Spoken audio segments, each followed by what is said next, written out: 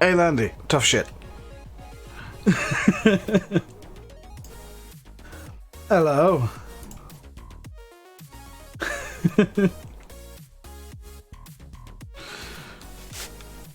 Oh, I messed up the latency.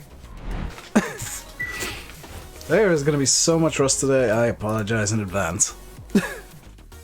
Why is my webcam pointing in entirely the wrong direction?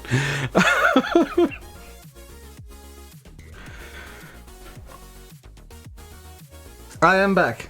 I am back and I am alive and no longer ill for the most part.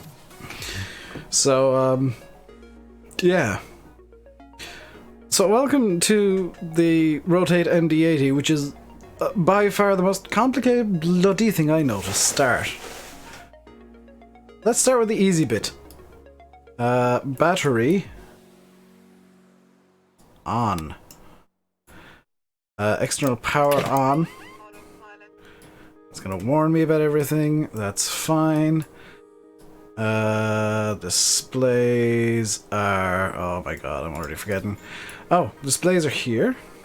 Just to turn them up. And on. The flight computers are there. I am fueling currently. By the way, we got 25 minutes to burn here. We won't burn it all. Hey, Jay the Gamer. But we do need to get this plane set up, and it is a bit of a faff. I'll put it that way. Arm the emergency lights. No smoking. Oops. No smoking and seatbelt signs on. Air conditioner auto. Air conditioning. Supply auto.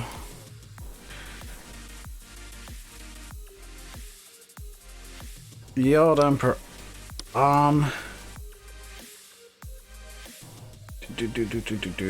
Anything else I need to do up here? No. CVR is correct. That's all correct. Actually, I can set the ground power buses on. And galley remains off before takeoff. Windshield, anti-fog and anti-ice can come on there. The rest are not needed. We're not going to need that at all. Start taking down your 88s. So I suppose now's a good time to get the hydraulics going. Turn down the music a little bit. That was a bit too much. Is that better? Because that's like 2%. That's about as quiet as it goes. Also, there's actually no sounds currently. Hydraulic pumps on, trans on, aux on. Let's get the lighting turned on here. Don't need the floodlights actually. And I'll need the overhead lighting.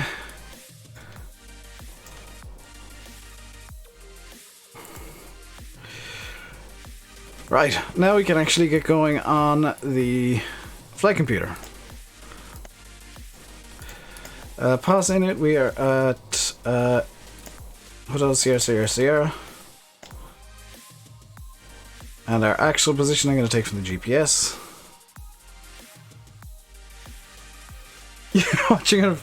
Yeah, I meant to tidy my room today because it kind of got a bit messy over the last month when I've been basically incapacitated. It's good to be back, Voltrap. So our position is north 1515. This looks ridiculous, but this is why I have to put it in here. 35.8 space east 032 33 decimal 0, and that will accept it. That is our position. Our route today is... where's OBS gone?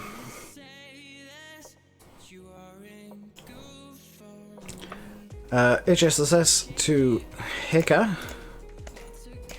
Cairo. I'm not going to be on VATSIM because I can't be bothered. How have I been? Ill. Very ill. For the last month.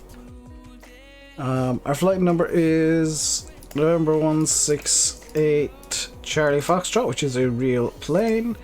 It is a real MD-88. Runway today is going to be 36. And our routing is direct Khartoum VR. That one. Direct Kovti.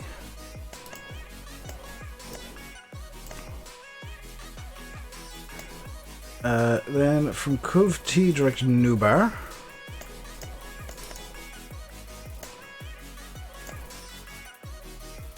Dave is live, oh my god, I know.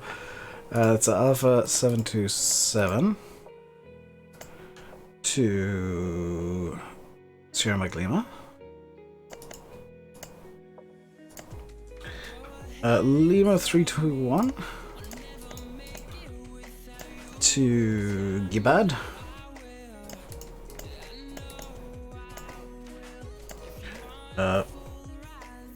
Hey Tiernan. How are you doing today? Whiskey 8 to Charlie Victor Oscar. And then direct. We'll activate that. Do we have any departures available? We do! Take the Kufti 1 Bravo. And that's gonna screw up my... Yep, there is a route discontinuity, so we can just sort this here. Delete that, and that fixes everything. No, it doesn't. I've made things worse, so I need to delete that, because that's seemingly not... What? Hang on.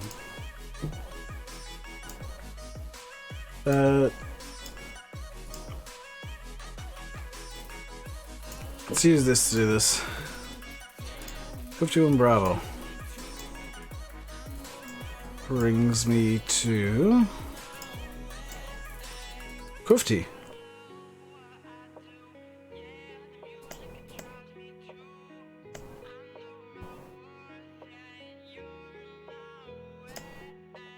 Okay, to Kufti direct Nubar.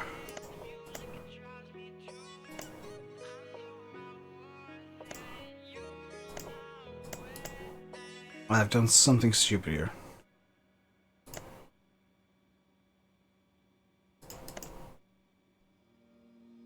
And it's Alpha 727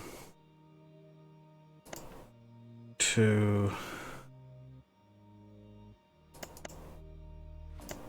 there. Okay, that's fixed it. Perfect. Perf in it is...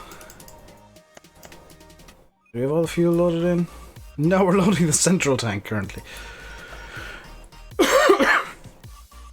What plane am I flying? A McDonnell Douglas MD-88. Cruising altitude is going to be 320. Our cost index will be 5, because why not? Our reserves are, we'll say 2.4, 3.4. Cruising wind, the top of climb is 283.26.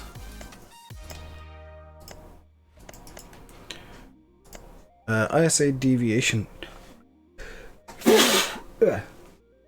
ISA deviation, the top of climb is plus 13. Making minus 36, that is correct. Transition altitude today is, if I bring up the 51 Bravo, transition altitude is in fact 7,000 feet. Takeoff, outside air temperature is plus 28. We will go flex flex 40, I think. 160, okay. So, we need to bring this up to get our CG and stuff. Is fueling complete? No, passenger load's complete. Fueling is just finishing. CG 4.0. And we'll be taking flaps. I mean, no matter what flaps thing I choose here is bad. I'll take flaps 5. And, oh yeah, I need to turn on the pneumatic crossfeeds. Oh, McDonald added Douglas.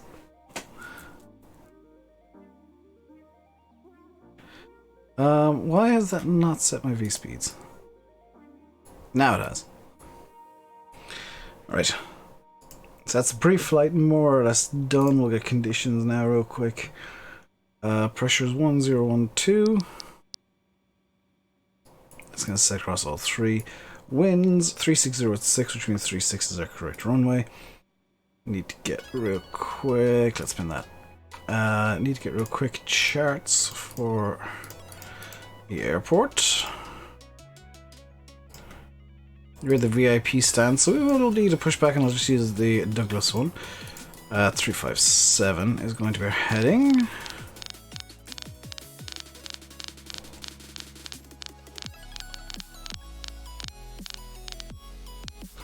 We'll go up to initial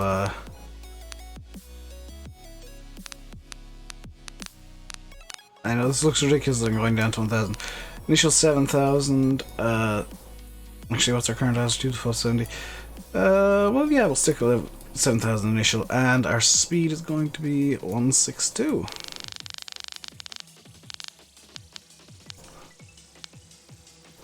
We can get the flight directors on.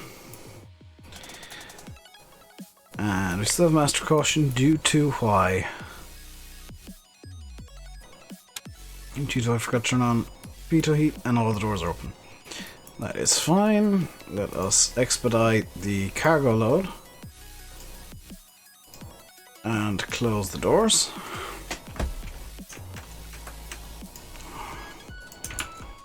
Whoops. So we are fully closed up at this point. In fact, about 2 minutes ago would have been a really good time to start the APU. So I'm up to today. I'm gonna be flying to Cairo from Khartoum. Flight factor 757. The problem there, Matt, I've discovered this, is flight factor, because my A320 Ultimate does the same thing.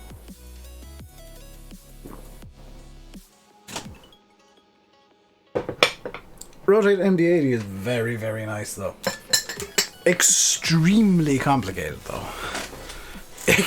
Like, the complications are at a... let's just deguard the starters.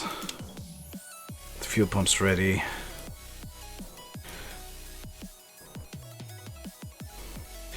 APU gen's off because the APU is not available yet. Actually, just as it became available. Fantastic. And we can disconnect the GPU, and I'm gonna want to push back. I'll use better pushback and hope that it works, because it complains about this plane specifically. Because I want to go this direction, I believe is 36. Yes. Sometimes my mouse cursor gets stuck outside of the screen and X-Plane throws a wobbly. So I want to push back, kind of like that. Alright, Captain, got the directions. Set. Let me know through the menu when you're ready. It's going to shout at me potentially. Start pushback. Great news, Captain. Your tow's coming. Hey!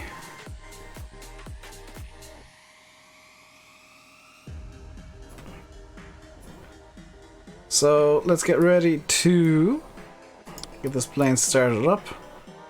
AP air on. Air supplies off. Start pump on. Anti-collision light on. Oops.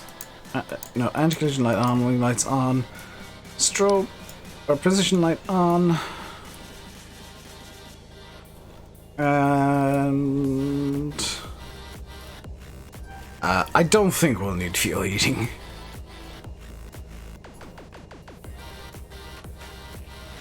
Alright, looks like the doors and hatches are closed and we're ready to connect. There's our pushback. Super tug for some reason.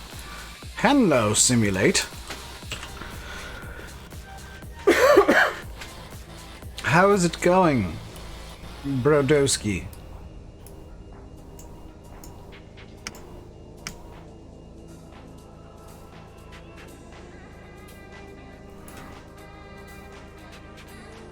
Alright, this should pick the plane up in a moment.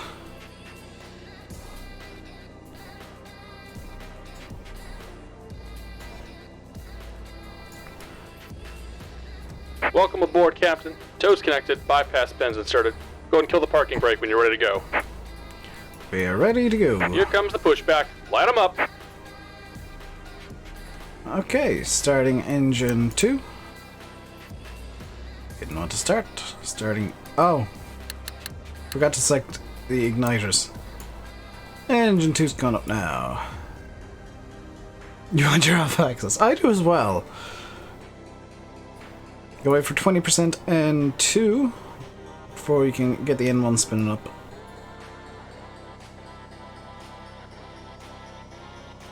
While we're waiting for that, let's get the long trim on the move. Because that's got a long way to move.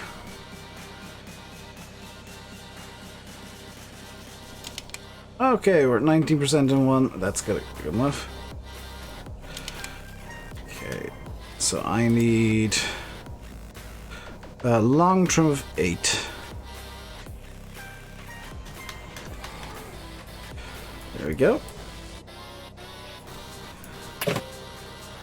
Engine 2 is stabilizing. I'm surprised too, Landy. Let's get engine 1 on the go.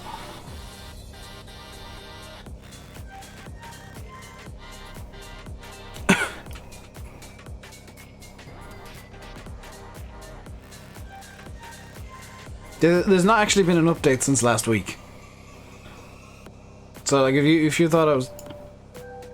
Yeah, it's a pleasing sound. If you thought I was just being silent on it for the sake of being silent, no, there's not been an update at all.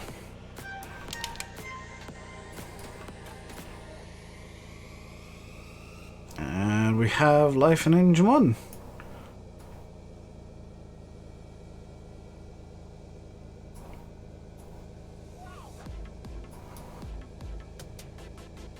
It's looking like our pushback's nearly complete. Thank you, IRT. It's good to be back. Just about done here. Go ahead and set your parking brake. Parking brake set. And we're disconnecting the tow. Give me just a moment.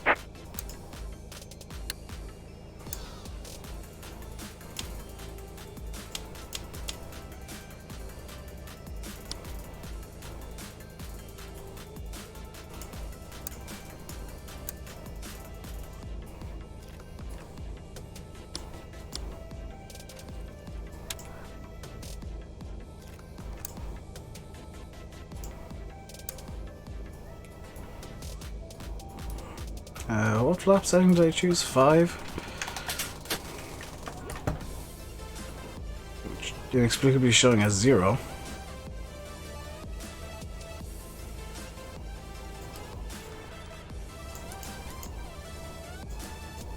And we're disconnected. Signal and pin on the right. Take it easy and have a safe flight. Okay. Need to wait for signal on the right, and then we will be taxiing down to runway 36. This flight should be about 2.5 hours, and then we got a nice short hop into Jordan. And yep, there's the pin. I just want to verify flaps 5, please. If you will. It's good enough for me. Parking brake off, and let's get a bit of power going. What is long trim? Long trim is a very odd thing in the MD-80. Where it seems like... I'm not entirely sure how it works. But it seems like long trim is basically just the entire elevator moves, whereas trim normally is just the trim tabs will move. So this thing needs a silly amount of power to get moving. It does not like starting a taxi.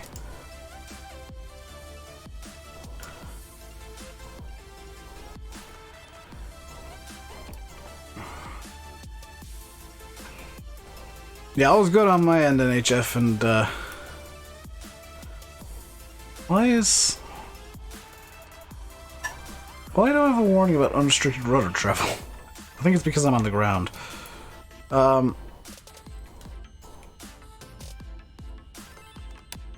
Need our nose lights on, we'll get our ground floods on.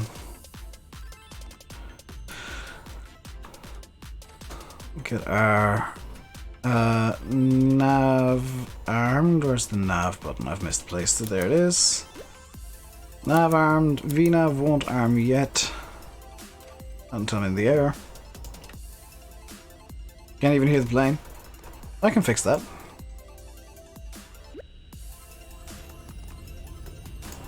Better?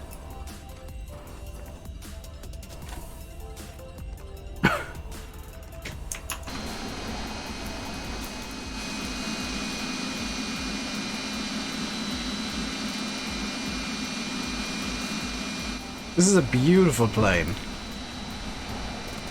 It's a bloody shame they don't really fly these anymore, commercially. See you, NHF. It is a damn shame these things don't really fly commercially anymore, because they're beautiful. I love them.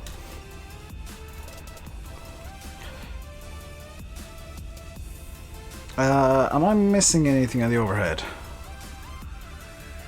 Surely I'd have a warning if I was, but I just want to quickly check. No, everything's good. Hey, Liam. You have missed the most complicated setup of any plane that I own. Yeah, the engines are kind of all the way at the back as well. Which generally do make them quieter. What county am I from? County Tipperary. The best one.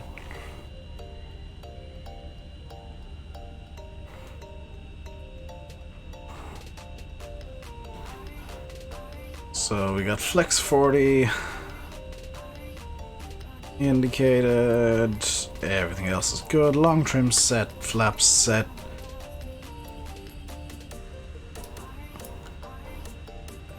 Ignition off, fuel tank selected, pitot heat on. Taxi light on, we're good.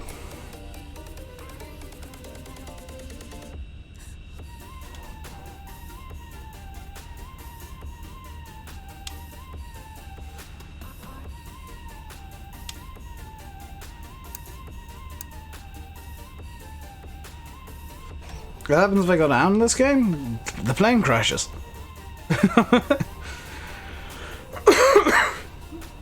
Plane crashes and I can't continue the flight.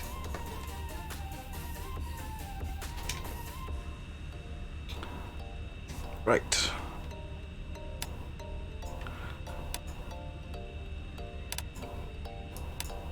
Let's get set up for takeoff here. Not gonna need full length.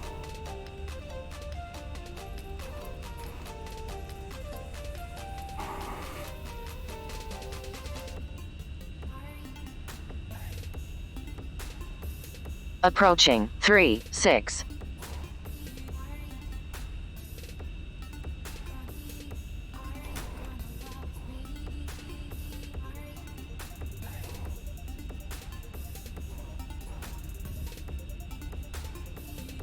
On runway 18, Oh, thank 300 goodness. meters remaining. I was slightly concerned when the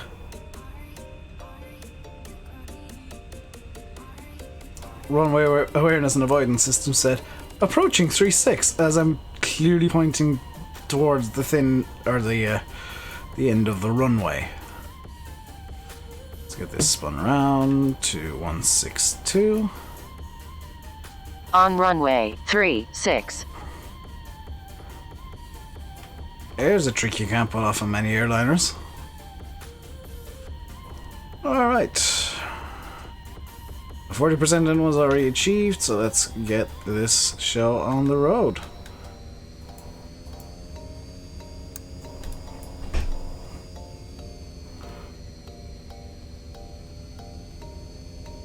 There's my flex. Auto throttle on.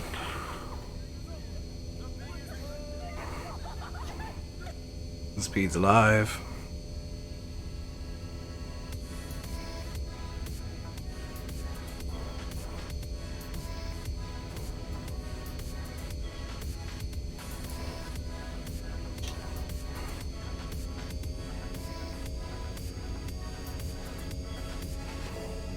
I'm too aggressive with the flex.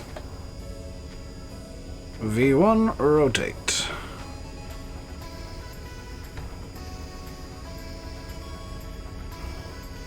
Caution, on taxiway, on taxiway. Miles rate, gear up.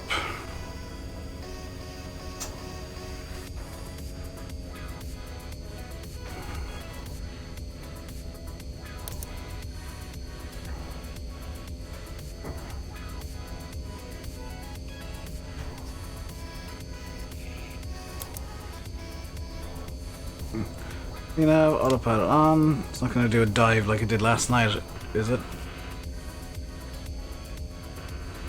It is, so we'll just go IAS Mac at 180 knots. Pull it back, and we'll put in 320 just straight away. Stabilizer motion. It's retrimming the plane, and now it's... This is why I dislike the plane, because sometimes it just does weird wonky things. Autopilot's coming back off.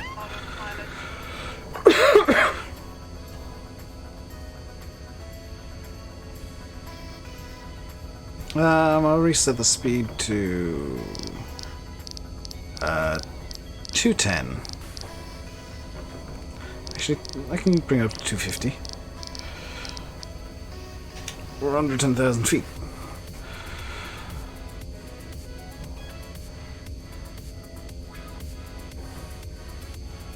There we go, hand flying a very finicky MD-80.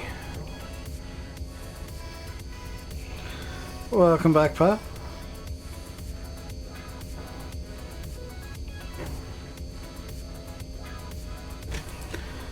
We can change this to climb now.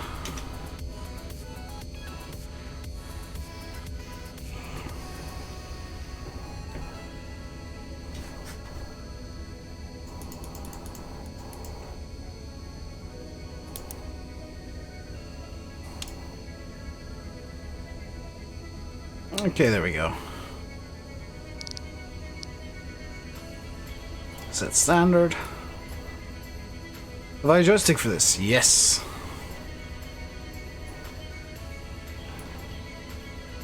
So we are now climbing at 250 knots on a heading F.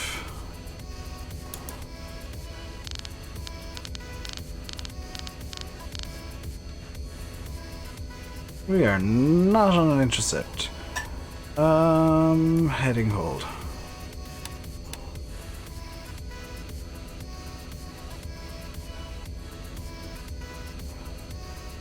Okay. Nav. Direct. CRCR 704, please. And execute that.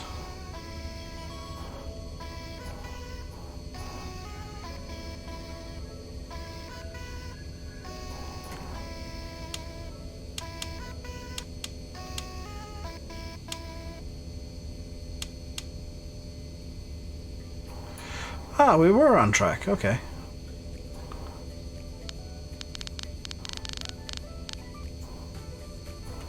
That's all fine.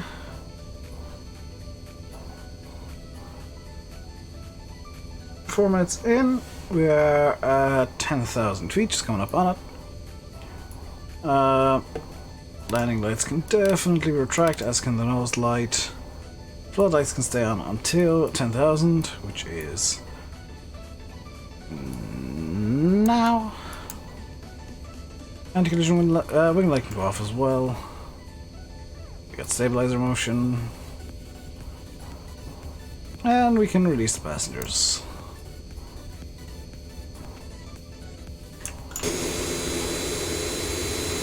This is why I had it set quiet. So, I don't know quite how far I've actually got the terrain you're seeing generated. Release the passengers. It's like releasing the Kraken, only worse. And oh, we got a small bit of wind flex in this. I didn't realize this. Hope the rotate make the MDA. Rotate is only an X-Plane dev, which kind of sucks. They only develop for X-Plane. So I mean, I'd love it for MSFS as well, just because I love trijets. I have this innate fascination with them. They are so ridiculously beautiful. Have I set the thrust to cruise? Oh no, let's go max climb thrust. So we'll start shooting a bit better now. Passengers appreciate that. And pressurization is going good.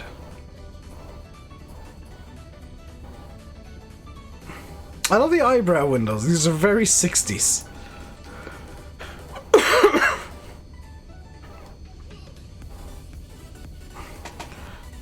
The eyebrow windows that no longer exist on like any plane ever are very, very 60s. As is kind of this whole plane design with the low pipe pass turbo fans or turbojets. Just kind of lumped on the back. There was a second version of the MD-88, which might have been the MD-90, that had high bypass jets on the back, and it looks ridiculous. It's just got these stonking huge engines on the back. And another cool little thing about the MD-80 is this cowl flap here and this cowl flap here. You notice I'm calling them flaps. These are the reversers. They clamp down over the engine. Oh, it's got a hush kit. That's kind of cool. This wavy thing is a hush kit inside it. It breaks up the airflow so it's not as noisy.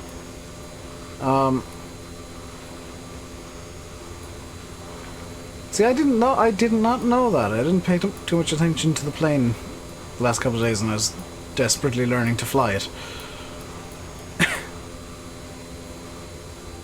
But it is indeed a very pretty plane.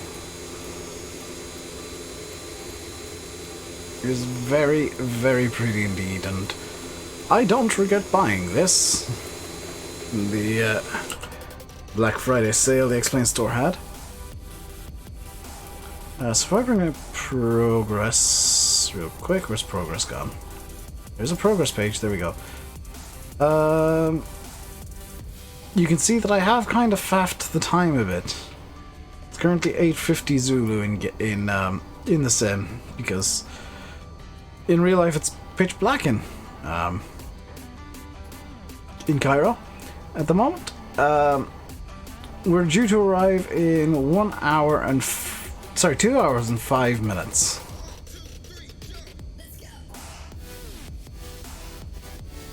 Although I'm gonna do my damnedest to get that speed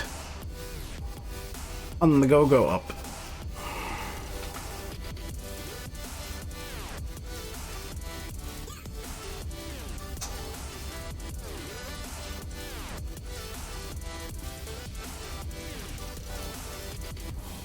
Yeah. Unfortunate thing about flying over Africa, believe it or not. A lot of sand. Whole lot of sand. The only farmland is just like right beside the rivers. I'm not entirely sure this is ortho, you know. I do have a texture pack installed. And yeah, that ain't ortho, that's... Really glad I installed that texture pack now, because this would be default textures if I didn't. Because those fields are pointing in two completely separate directions there. Also explains why the desert inexplicably tiles.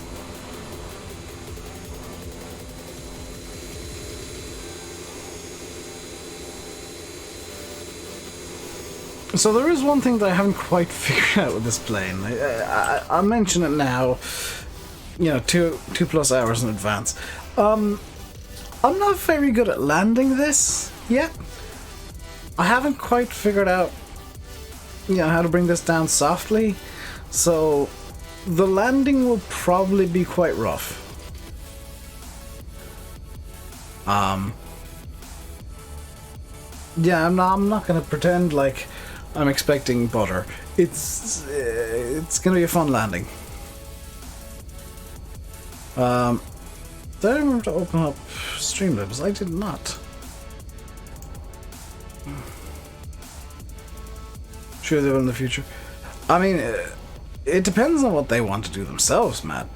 If Rotate want to develop for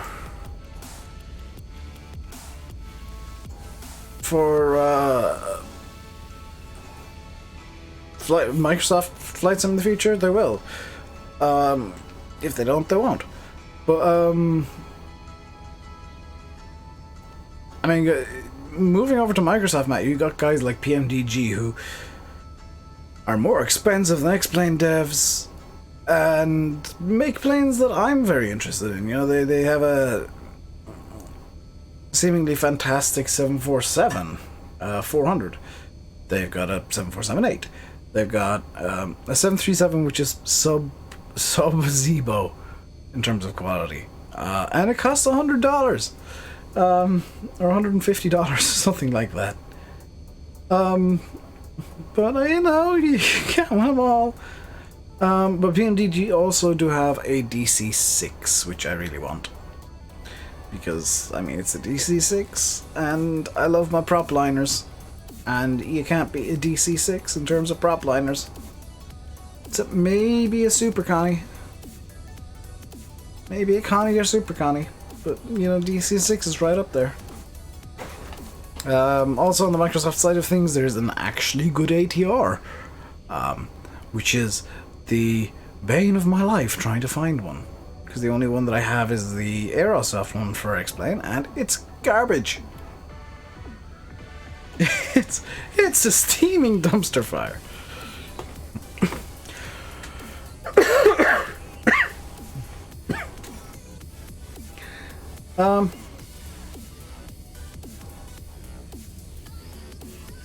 We're at 22,000 feet already. Holy cow.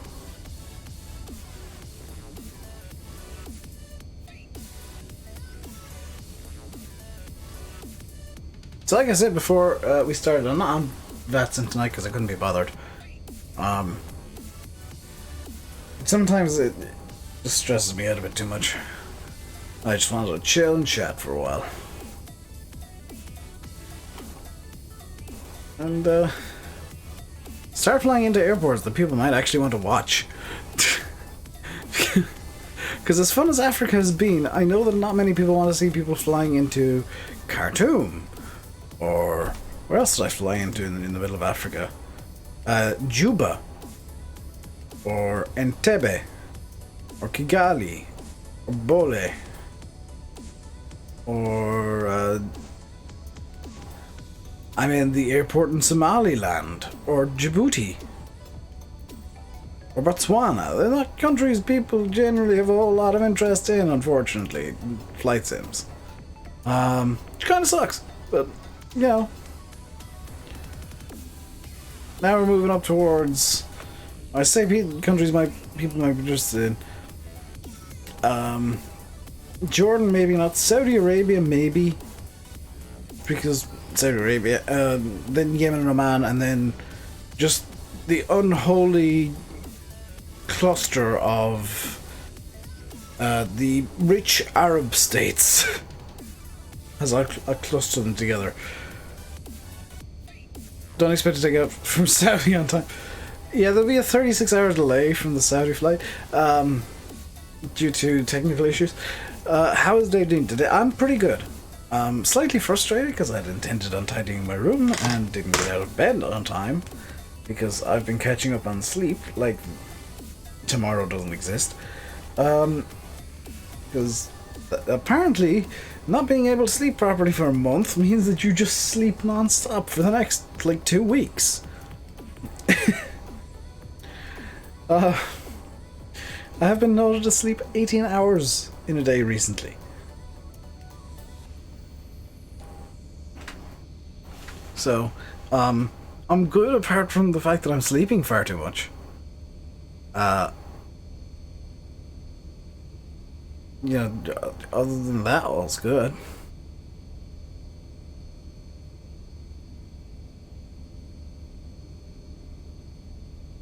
For the most part, like I still have kind of the tail end of the cough, but it's nowhere near as bad as it was. Considering this time last week I was just getting back from hospital. So, I mean, this time 2 weeks? No, this time last week. Yeah, last Monday I spent basically the entire day in hospital, which was always fun.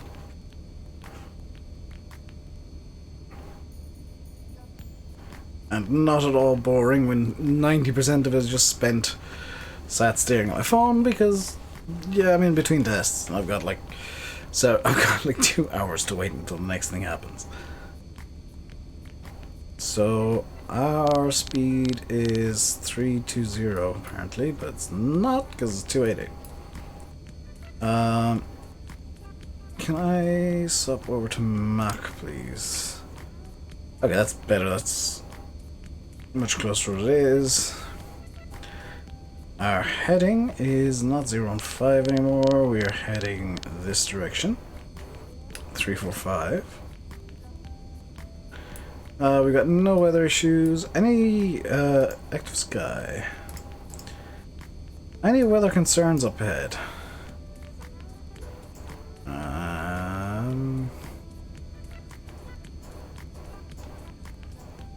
No, we got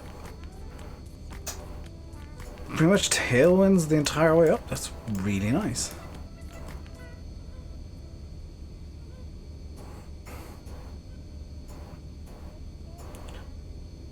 And there's a small bit of visibility issue there, but I mean we're heading I think just south of the Nile Delta. So we're heading to Cairo.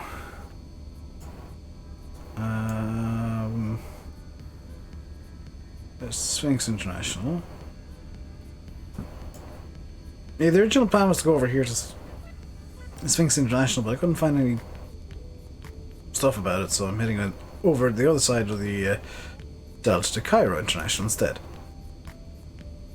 CPU didn't fit in the socket. That's why you always double check that your CPU is going to fit in the socket, Yanis. That's like rule number 1 of buying new computer parts. Make sure socket fits. Make sure CPU fits socket. I'm gonna be right back for like 2-3 minutes. I'll just turn off the webcam and mic and go do something real quick.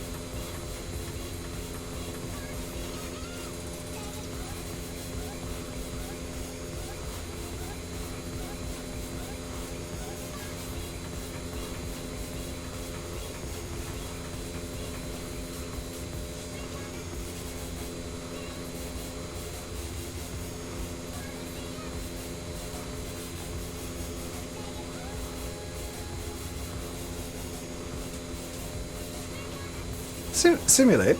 I'd just like to point out that it's Monday and it's 6 o'clock. Should you not be streaming right now? Just putting that out there.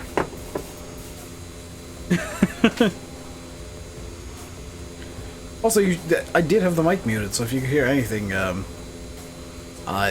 very confused. Oh! Yeah, that's definitely not good. Markings in matchups, let's roll the CPU cycle is matching now, it's working smooth. Sweet. Hopefully it doesn't break.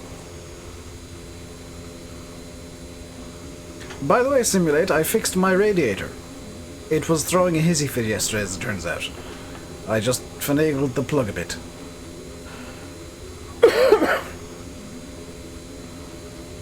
Yeah, there's a hiss loop on the plane, for some reason.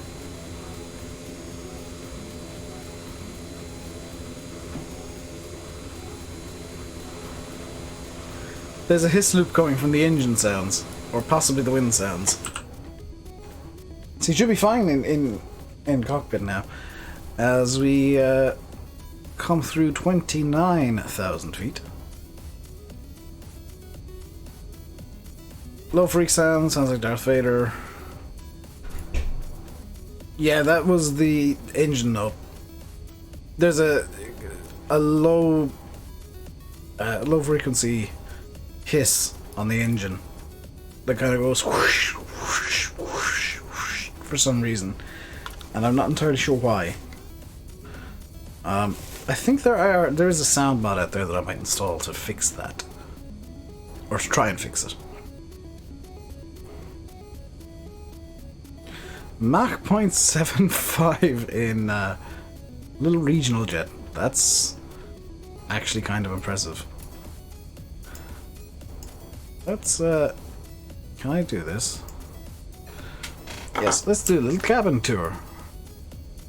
There's the cabin. That has been the cabin tour. I think it's the end point of the audio loop. I want to say it's like the end point of the audio loop. Minus 39 degrees outside. And brake pressure's good. There are no passengers. I'll have you know there are actually 78 and 74 is 152 passengers on board today.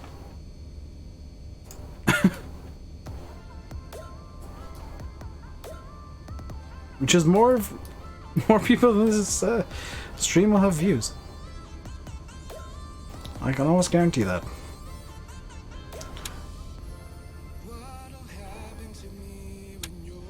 Pitot heaters are good. Angle attack heaters are good. Stall prop heat is good. And statics are good.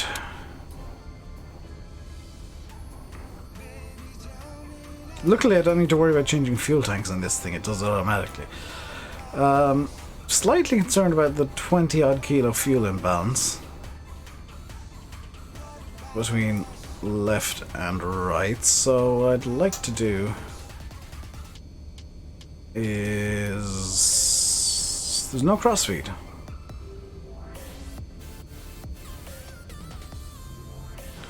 Last couple of weeks you've learned to ski. I have too! It's called getting abs by coughing so much. You can now code next fluently. Oh dear.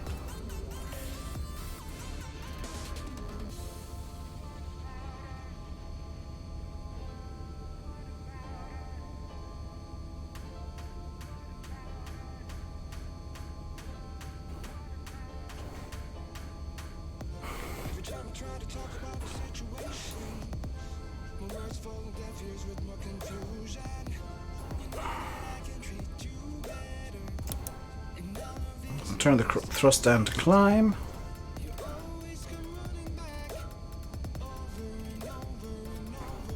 Just 1,700 feet below our cruise. Actually, is it gonna tell me what my optimal's 350? Let's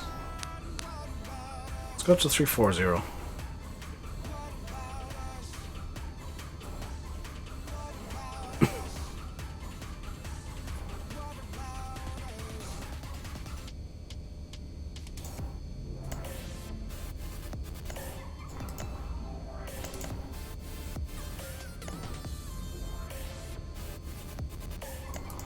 Doesn't want to let me change my target speed for cruise.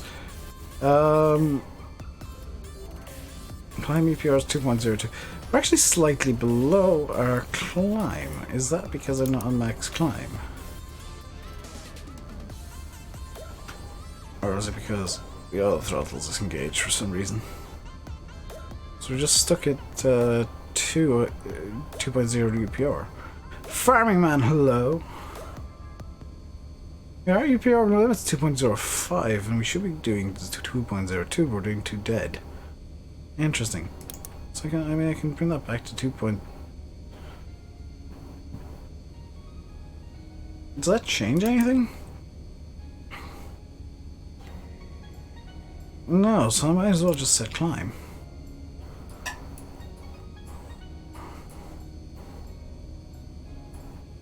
There is something down there. The heck is that? It's a lake. I am going to guess that is Abu Simbel down there. If there's a little kind of a villagey looking town. Let me just have a look. Cluster of rivers going in. No, we're not quite that far north yet.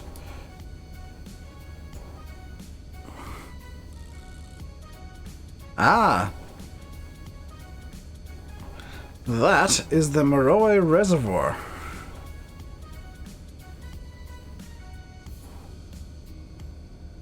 I think. Yeah, it would have to be the Meroe Reservoir. Because we're not quite far enough north for it to be... There's quite a large lake further north that we'll be passing over. And it's definitely not that.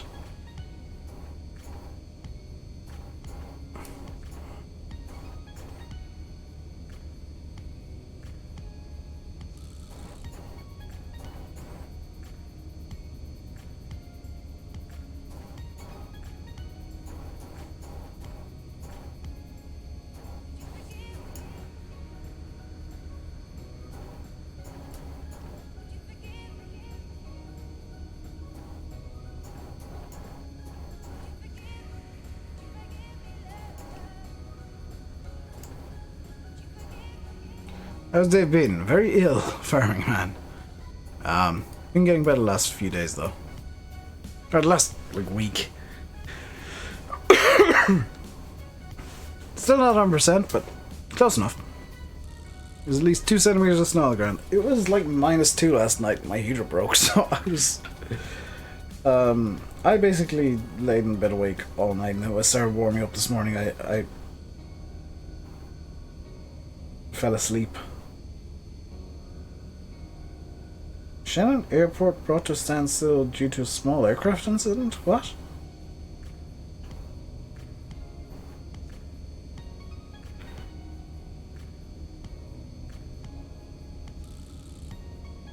That looks like a beach.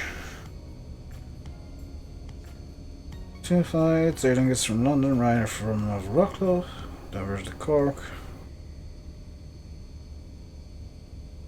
Shamrock 385 and Ryanair 1173.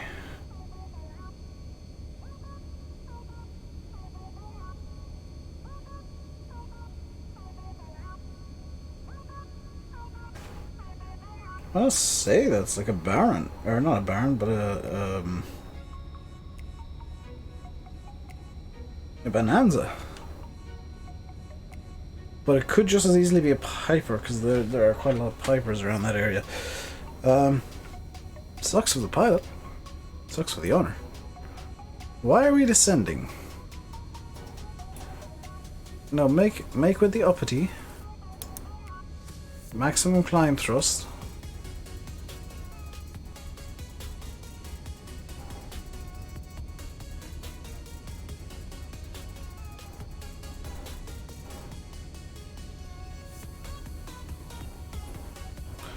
Oh, I know what the problem is. Whoops. I know what the problem is. I need to set the cruising altitude 340. Execute. Now we're climbing again.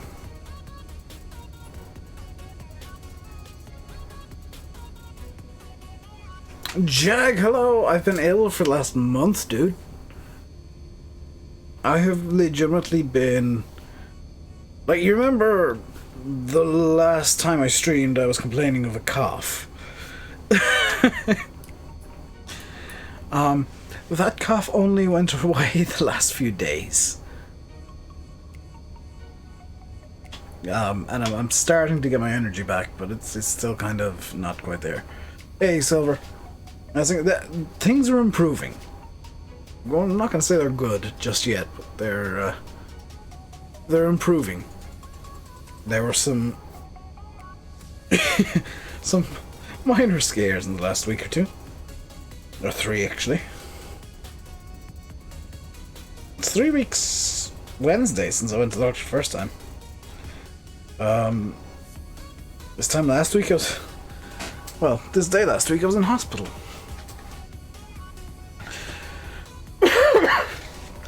So, in hospital getting my heart checked, of all things. So, you know, it's been a bit of a wild ride. Not in a good way. You never want to go on a wild ride where you need to get an ECG done. That is definitely the bad kind of ride. The ride where you want off as quickly as possible.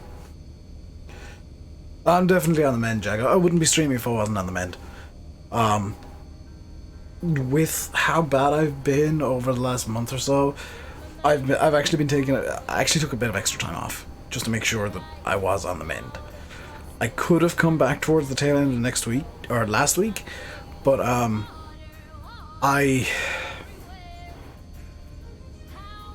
when there are times when you literally can't breathe from coughing, you kind of take a bit of extra time to make sure you're not going to be coughing your lungs up again.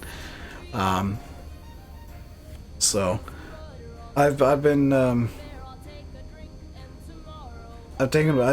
a bit of extra time just to make sure that I would be at least somewhat fit to stream before I came back. It's also why I'm streaming X-Plane today. It's kind of a de-rust stream of sorts. Just because I didn't want to jump straight into Farm Sim where there's going to be a lot of people in and it's going to be busy. I wanted to have a chill stream where I didn't feel too much under pressure to do, you know, to be what I normally am, in a way. So much easier to just chill and play some X-Plane today. And tomorrow we'll get back into Farm Sim. Tonight I need to set up Shamrock. By the way, Simulate, if you're still here and not in WLB, which is a distinct possibility, I'm gonna hop on TeamSpeak after the stream. If you're about to chill out and chat. Because Mr. Landykid might be joining us tonight, good sir. Potentially. His PC is in Canada. And is more or less ready to be collected. Which is the big news of the day. His PC has arrived in the correct country. And it's actually ready to be collected from DHL. In terms of Landy streaming, though, for those of you who want to watch a Landy stream, you're probably gonna have to wait until the tail end of the week. He reckons... I don't think he's here, so I'll talk on his behalf. Thank you, Plane, for interrupting me. He reckons or reckoned that it's going to take 2 to 3 days for him to get his PC completely set up, and that would bring us towards like Thursday, Friday. He doesn't have it yet, Silver. It's in the country. He has to go to like Hamilton to pick it up, which I think is a few hours away from him. I think. But it is in Canada. Just not in his hands yet.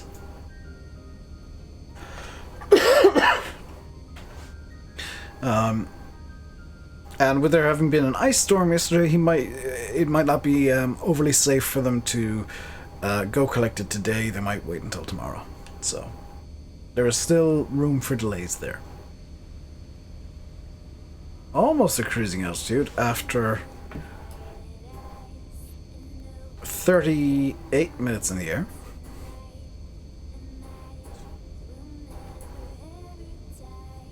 By the way, that's why I run this little clock down here, is just to keep track of how long I've been flying.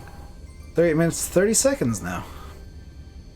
Since I put on max thrust back on the runway in Khartoum. And we have... I'm gonna guess that my... ice storm is not good. 10:34. Oh!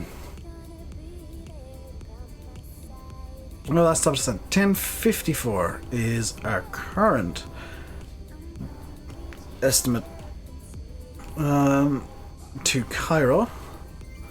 So move forward a full minute, which is nice. Takes a few days to set up. Yeah, it's gonna take him a couple of days. Especially considering, I don't know if that's arrived yet, but he has got his hands on, or is getting his hands on a new graphics card as well. New to him. He has bought it used, but it's new to him. And he's going to try and recover what he can off the laptop hard drives and whatnot, so that might take some finagling at a bit of time as well. So it's going to be fun times for Landy.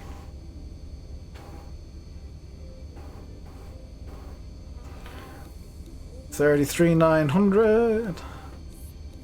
100 to go. 40 minutes in the air, and we'll be hitting a cruising altitude of 340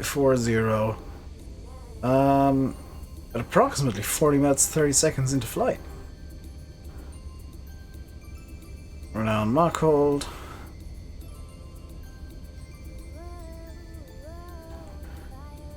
And there's cruise altitude. Let's hit cruise speed or cruise engine settings.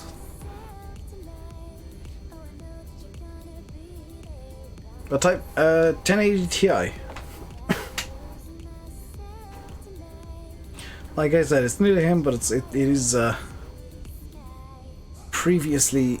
It has one careful owner.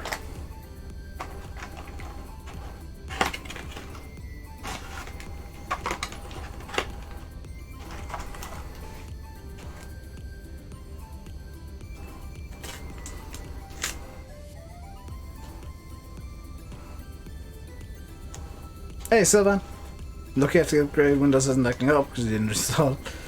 Yeah, Windows can be a bit of a faff when you upgrade. Literally anything.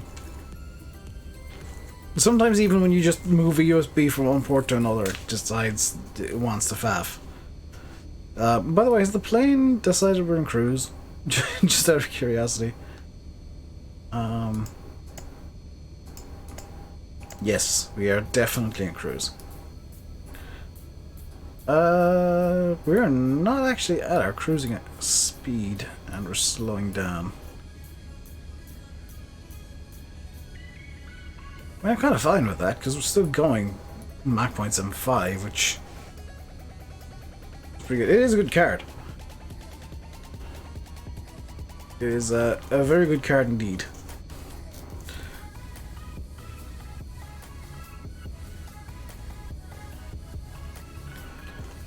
And where he's bought it from is very trustworthy. and he got he got a price that he literally couldn't say no to.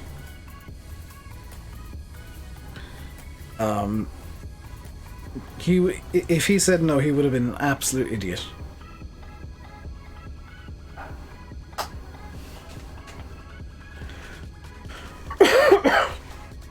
But I don't know what the story is with the graphics card arriving. I don't know if that's been sent with the PC or is being sent separately. I don't know what the story is there. Mach 1.74, that's still the cruising speed of a 737. Or the general cruise speed of a 737, I mean, that's...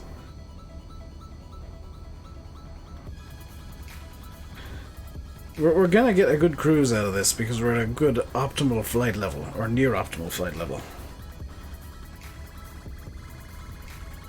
By the way, if you're wondering why I didn't go to 35,000 and went only as far as 34, it's actually because if you're flying north, you should be on an even flight level.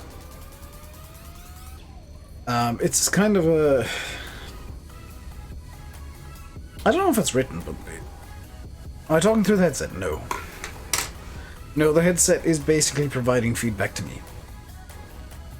I'm talking through the Yeti. I mean, I can swap over to the headset real quick. Just bear with 1 minute. Properties, device. Okay, now I'm talking through the headset. You need a new headset. I would strongly recommend you just get a standalone mic, honestly. Gucci 1080 kind of feels like it's rare now. Yeah, it is. But, I mean, if you're getting it from a trustworthy source on the super cheap, then it's something that you literally can't say no to. I'm going to swap back to the Yeti now because I know that this mic has a habit of maxing out a lot.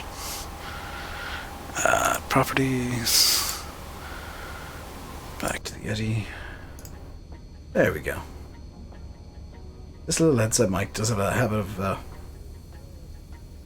throwing a bit of a fit when I'm talking and clipping, so. Just realize that I'm slightly off of the heading here. Oh no, the heading's correct, it's just that there's wind. Oh, it's a headwind, that's gonna slow us down. That might explain why we're going Mach 0.73 instead of Mach 0.753.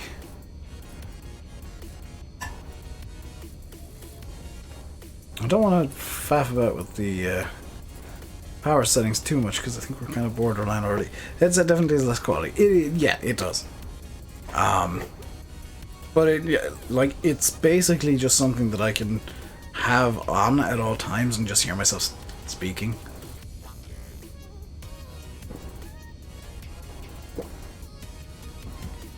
Because otherwise I'm completely deaf. By the way, this is my drinks bottle. It holds 2 liters of water.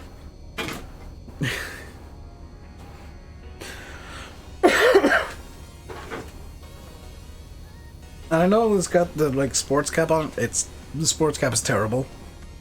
It seems to just either leave out a trickle of water or leave out a torrent of water. And when I want a trickle, I get a torrent. When I want a torrent, I get a trickle. It annoys me. So let's have a look at this. I can't actually bring this any better than it is. Descent. Our top of descent is going to be quite a while. We're looking at just over an hour.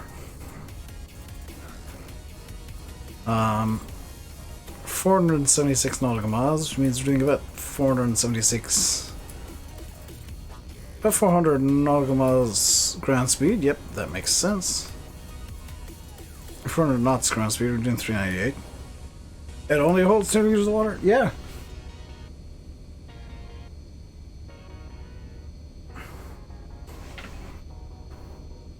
It's, to be fair, it's almost completely round.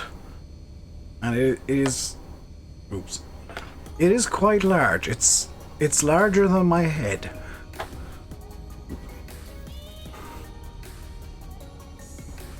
So, I mean, it's not like it's tiny.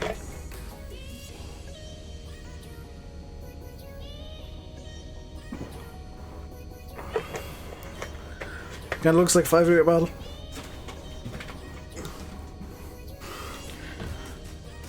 This is a 5-liter bottle. It's a clear one.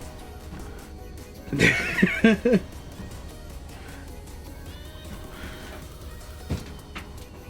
same basic design, and the cap is identical size, so I'll be swapping the 5-liter cap onto that one very shortly. Now it looks tiny. Yeah, I mean, when you bring out the 5-liter drum to compare it to the 2-liter drum, you realize that a 5-liter drum is significantly larger than 2 liters.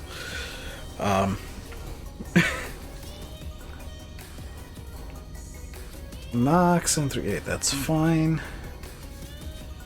Not too happy with the headwind component here, but it'll do.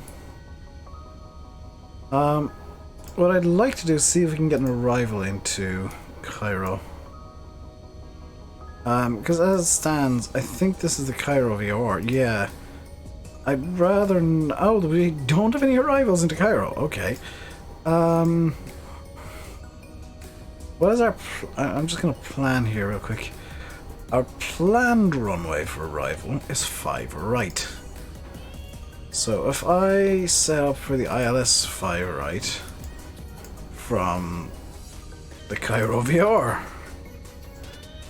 conveniently. And if I just plan that for now, we're still a while off from needing to plug anything in, but I at least have something available. I can also real quick just delete these two and get up some Cairo charts. No stars. Interesting. So let's have a look at the layout of the airport. So we got 3 runways. Ideally, do not mistake road for runway.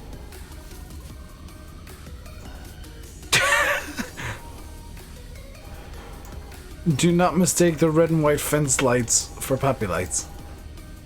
Some of these warnings are kind of funny.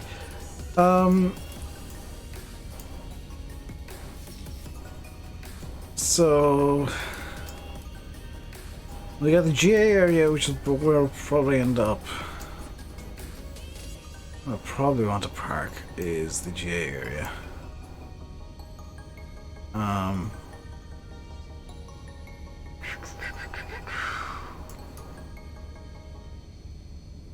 Oh no, there's a VIP area there. Is that what the star signifies? I'm gonna guess it's the starred. Yeah,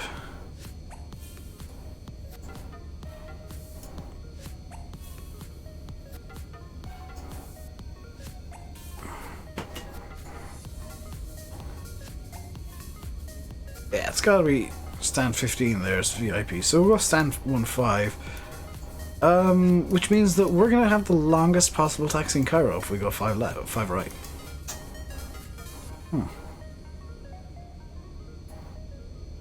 It's not ideal.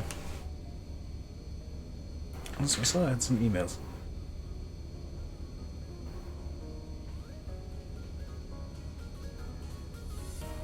Nothing from Microsoft. This displeases me.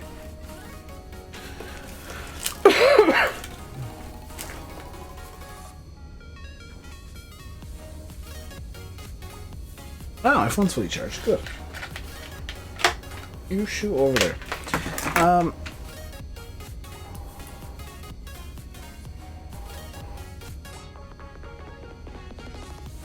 The headwind is really acting bizarrely because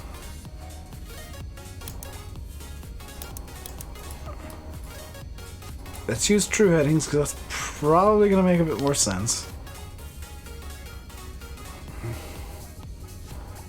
Magnetic headings are all well and good, but true headings are probably better. Oh wow, we got a checklist for an on-ground emergency there. Fuel both off, fire handles both pull and turn outwards.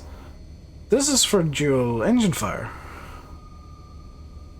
Wreck spoilers, parking brake on, command evacuation, emergency lights on, power on. Emergency evacuate via PA.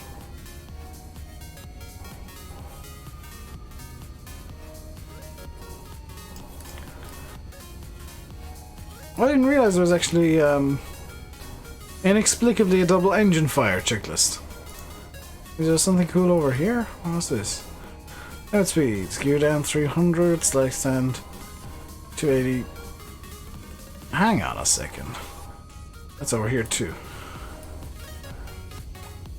I technically could put my gear down. Oh no, I couldn't because it's 0.70 Mach and we're going 0.74. If I were to slow down to Mach point like 699, technically I could put my gear down.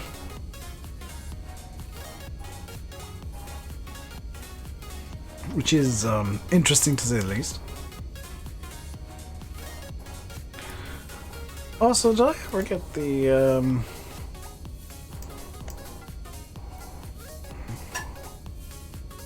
No, I never actually filled up the fuel there.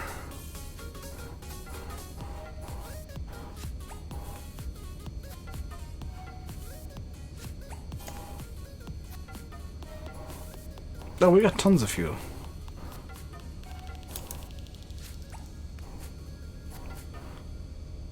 Let's get this plane speeding up a bit. Because the weather in Cairo is not going to be too bad, I would imagine. 340 at 6, yeah, that's basically no wind. Good pressure, good temp, yeah, everything's fine in Cairo, yeah, we can push the boat out. Hey CD, thank you very much, it's good to be back. Good to be back, even though my voice is kind of struggling a bit now after an hour and a bit. Hello, Brendan. I'm well now. Over the last month, I have been much better. I have also been worse. At least the hospital was only a one-day trip. In and out same day, just tests. You know, things can always go worse. If your main complaint is you were in the hospital for a day and you didn't have to spend the night and you were only in there for like 7 hours. 6-7 hours. There we go. Now we're getting the speed up.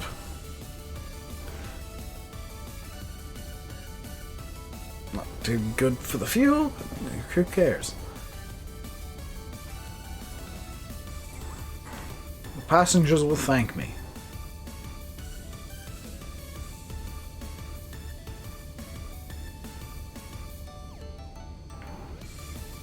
Although I am actually slightly concerned about the exhaust gas.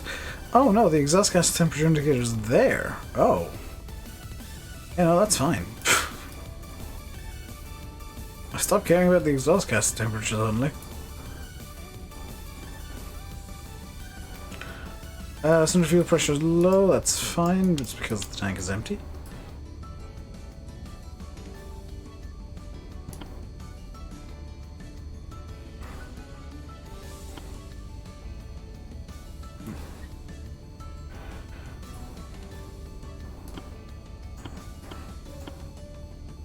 We have burned, I think there's a way to see this. Yes, we have burned 2 tons of fuel, 4 tons of fuel already.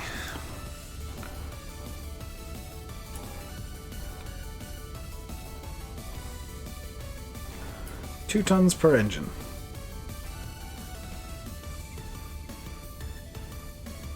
Back above 400 knots ground speed, which means our arrival time should start decreasing. Set that to climb thrust.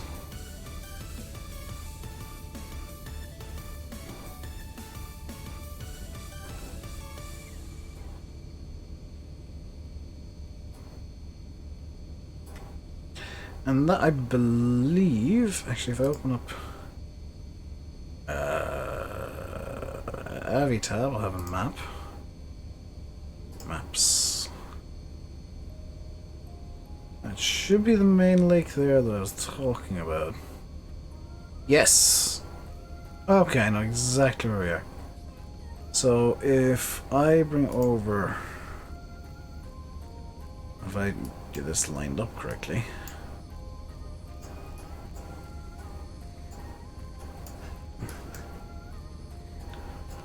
I'll verify the shape. Yes.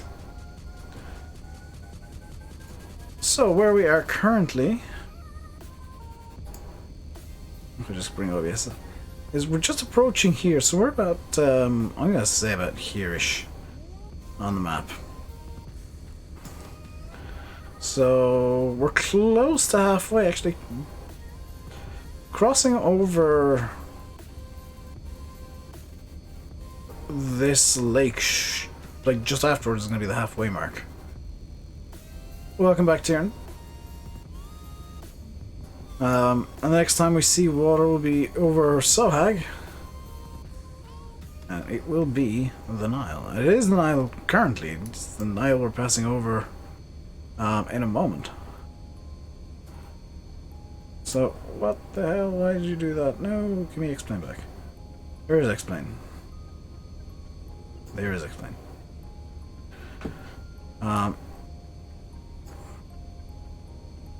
So that is the Nile,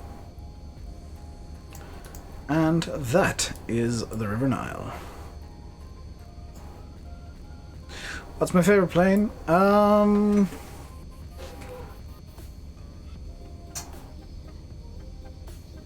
Probably a Lucky Star. If I like. In terms of, excuse me, OBS. In terms of like commercial planes, it's pretty solidly the Lockheed TriStar or the 747 because 747. Overall, I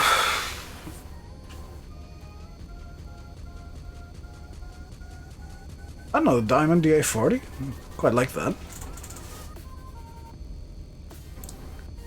Such an unusual looking plane.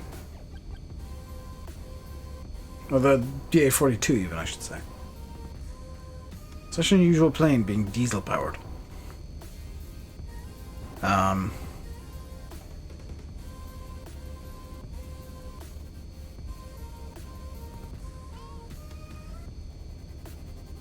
Yours has to be 747. I've always been more of a fan of like tri-jets than quad-jets. I think tri-jets solved a problem that existed in the most efficient way.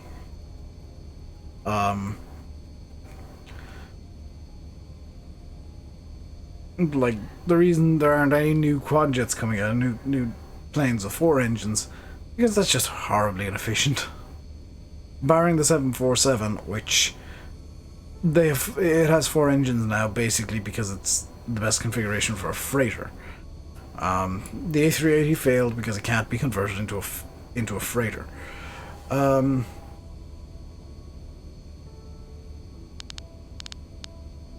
That's the legitimate reason. A380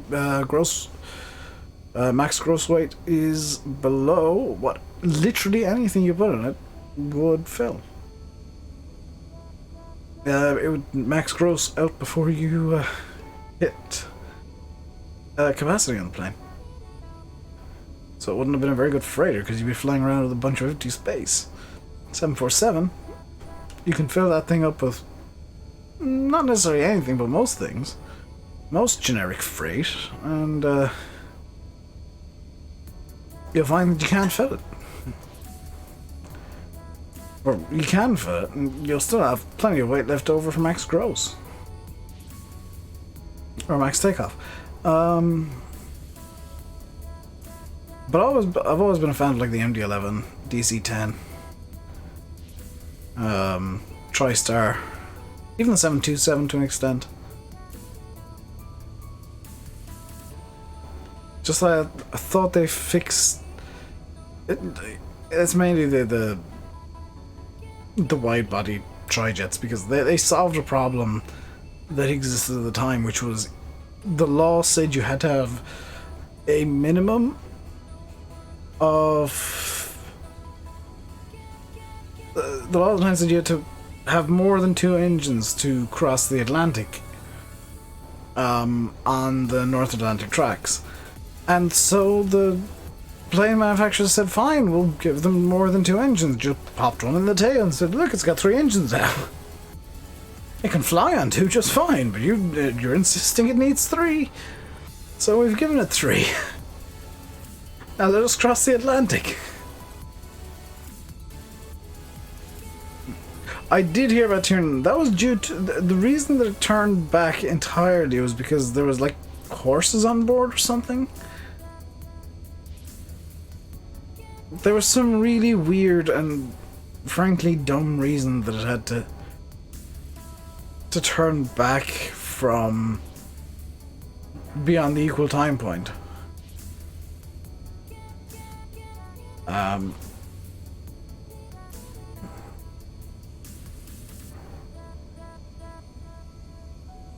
Because you usually kind of SOP standard procedures are once you hit equal time point, you're committed to your destination.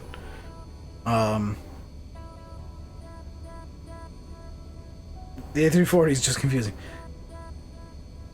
That was Airbus solving a problem that didn't exist. That was Airbus saying, well, we've got all these spare A320 engines going to waste, what can we do with them? Well, let's try and make a wide body with 4 of them. Why? Because we can. But why? Why would you do this? Because we've got engines. Horses on a plane. How do you think racehorses get around farming, man?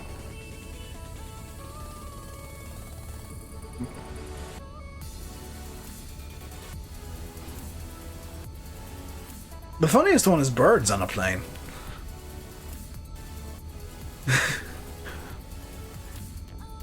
There's I've heard a few stories from various places from captains of freighters who had cargo of birds. The one that comes to mind is I wish I could remember who this was, but they had a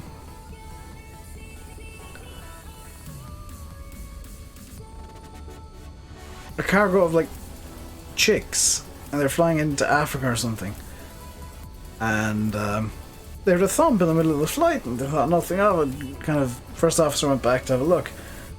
Next thing they know, next thing the captain knows, is there something cheeping, and hang on a second, there's a little chick, a little baby chicken, down between the rudder pedals. Just sat there calmly. Apparently, when they reached their destination, they opened the door and the steps were rolled up. The chickens just kind of... The baby chickens just kind of flooded down the steps. I don't know how true that story is, but I want to believe it's true. Because it's so ridiculous.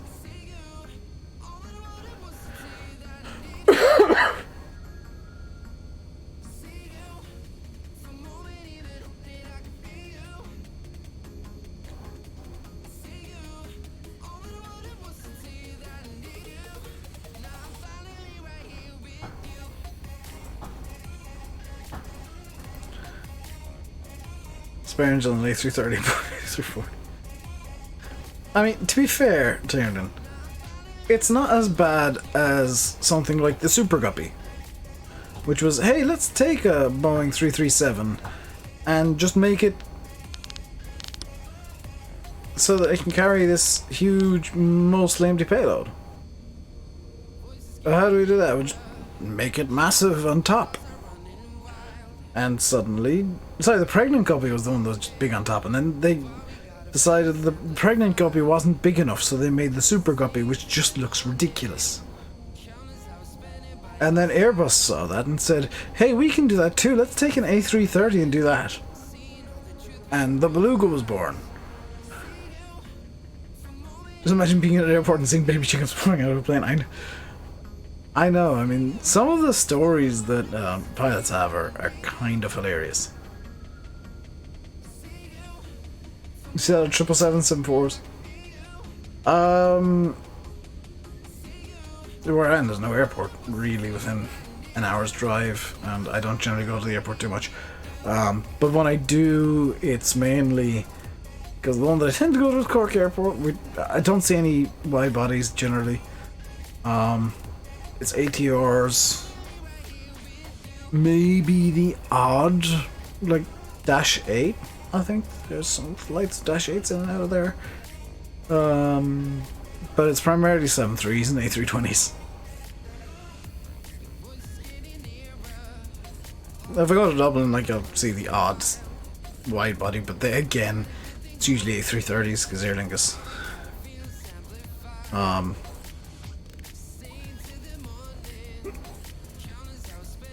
My favourite experience in the airport though is you're in Louth? Oh, you mean flying over you? Because 747s generally don't land in Ireland. And if they do, it's usually, preferably, it's Shannon.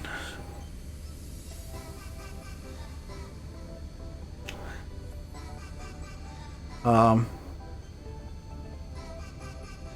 flying over me, there's the odd A380. I'm pretty much directly under the lat tracks. So I think it's a lot of those flights to Heathrow fly pretty much over my house. Both arriving and departing, so it's kind of cool.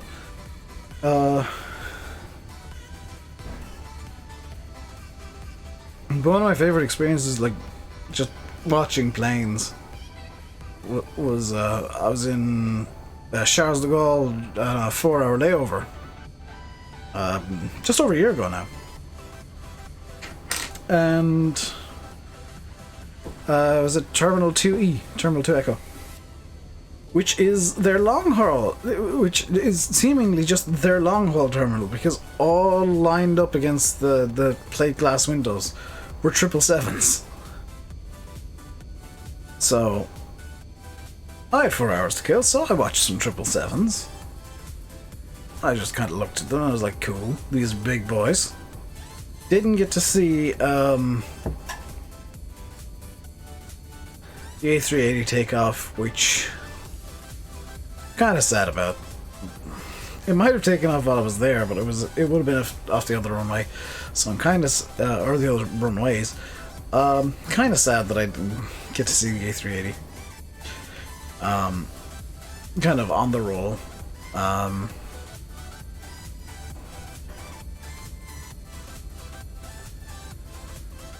In Europe, Northern... Yeah. I mean, the further north in the country you are, the more likely you are to be under a nat track. I'm quite far south, so... I think there's only one track, and it's... kind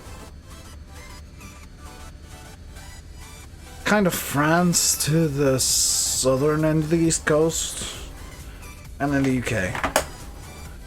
Flies over me. What's,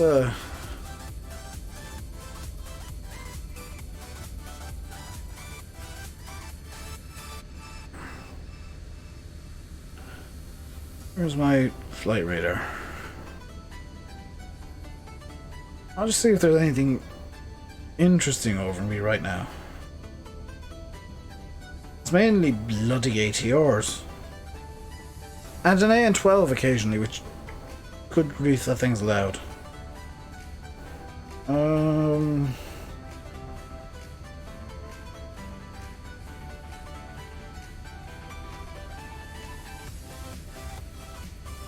There's a Falcon 2000 after flying over me not too long ago.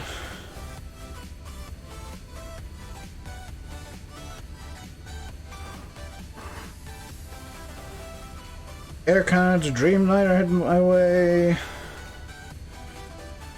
Air Belgium A340 heading my way. Lot Dreamliner headed my way.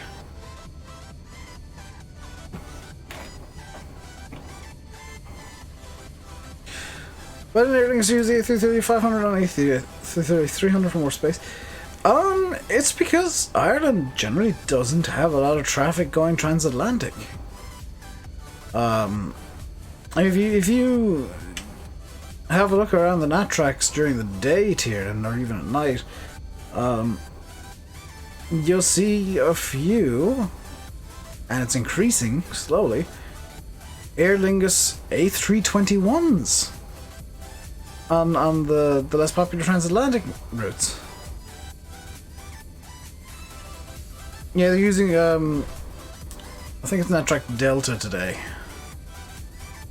Is it Delta or is it Charlie? It's either Charlie or Delta. They're using currently. Westbound. But Aer Lingus use A321s now transatlantically. Because they bought a few 21 LRs. And the advantage Aer Lingus have by having the A320, A321 and A330 is it's all common rating. So no big bother on Aer Lingus. Hey Dara, I'm back, thank God. I'm glad to be back. I wasn't exactly planning on being away for a month.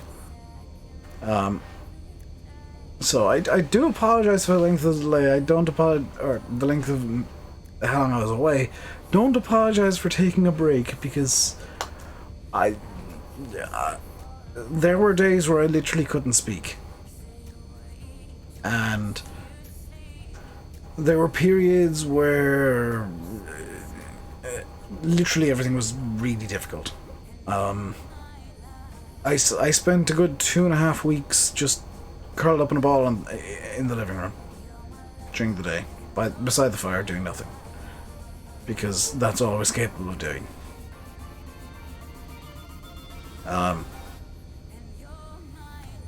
So there's some guilt about how long I was away. There's no guilt about having been away. Because that chest infection kicked my ass. Big time. I hope I never get a chest infection that bad again. Just under an hour away from arrival.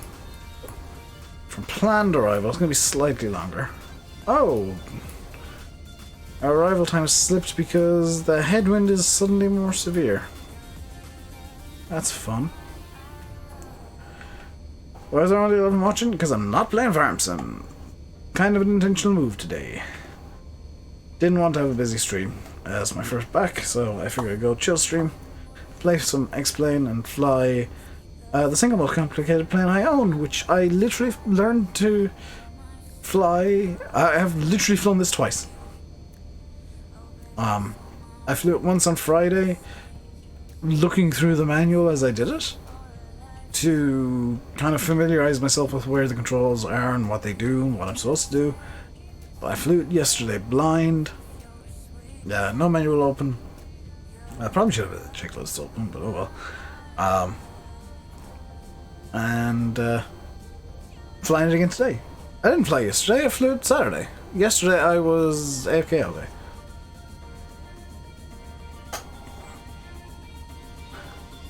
And I would love, I'm not sure it just happened, something very big boomed in my headset. I'm hoping nothing just broke.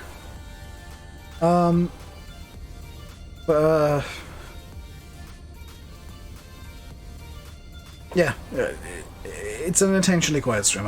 I intentionally chose something today that would be very quiet, so that I didn't have to get up to 100% immediately, and so that I could kind of ramp back into normality, I guess.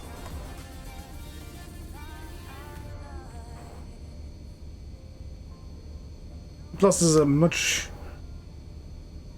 longer stream than usual. I am going to change titles though, because I'm just looking at the time and everything, and we're not going to be able to do the second leg. Kinda sucks. I'm not going to Israel today.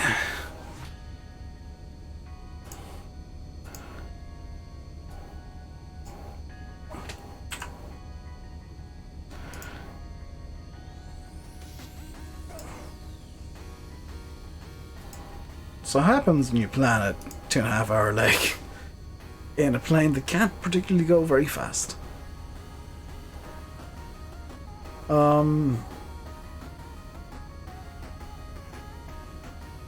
Next time though, I think I'll crack out one of my new toys. My other new toy, I guess. I only have 2 new toys. Oh no, I've got 3! I'll crack out the other jet one though. So probably Sunday. I'm not gonna make 100% solid plans on when the next X-Plane stream will be. Probably Sunday, possibly some other day. I'll be flying the A320 Ultimate by Flight Factor, which, if you've been following the Discord over the last few weeks, you'll have known that I've wanted the Flight Factor A320, and now I have the Flight Factor A320, and I really like the Flight Factor A320. It's very nicely detailed and flies well. So I am pleased with my purchase of the Flight Factor A320 Ultimate. I do need to, during the week, can't do it tonight. I've got to actually set up for tomorrow's stream tonight. But I've got to check the BSSM pack installed actually works. Because I'm not sure if that's going to work.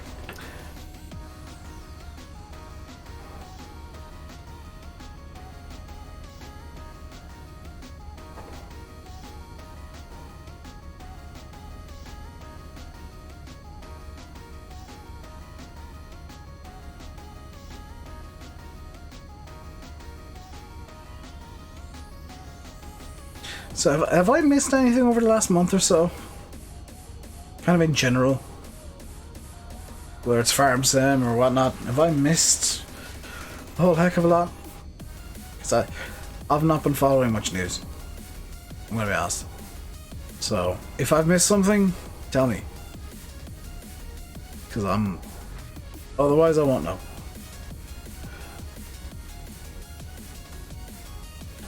I'm going to do it real quick because I'm just going to shut off the webcam for a few minutes and do something here that I don't like you guys seeing. So that'll come back in a minute. I am still going to be here. Just need to do something.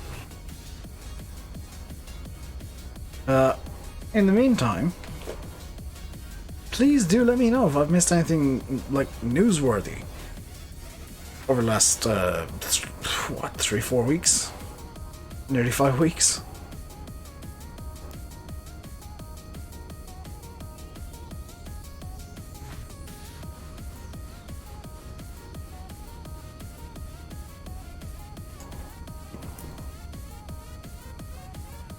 Something that is vaguely newsworthy is we've passed the halfway mark. We have actually passed the halfway point in our journey.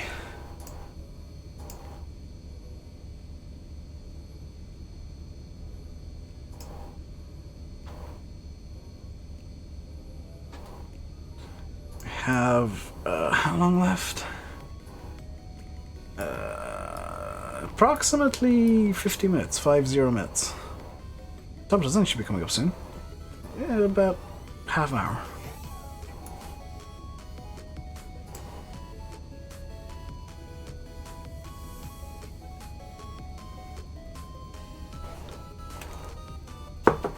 Have we reached the bit of the stream where nobody wants to talk to me? Because it feels like we've reached the bit of the stream where nobody wants to talk to me. how are we doing for fuel? 6 tons remaining. Alton requires 2 tons. Yeah, we're good for fuel.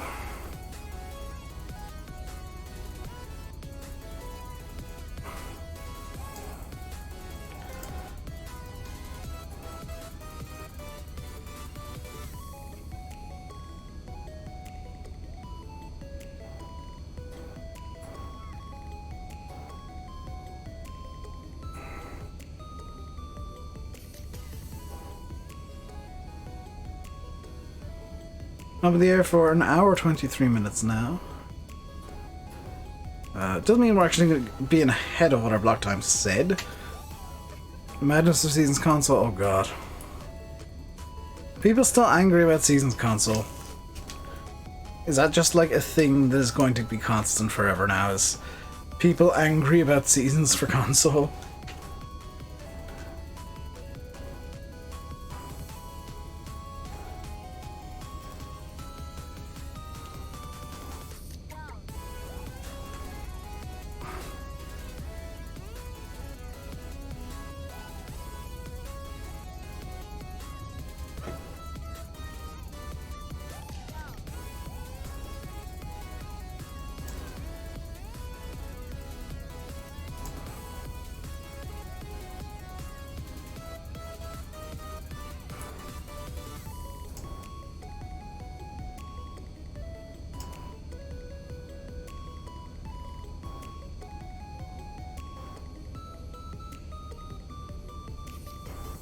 Oh, Discord has an update. I'm going to update my Discord real quick.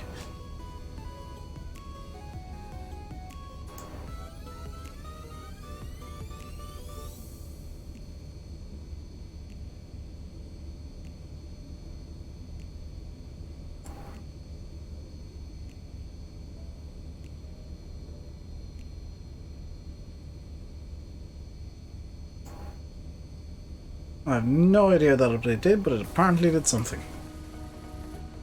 2019 farming, hello! Am I? Much improved from the last few weeks. No longer dying.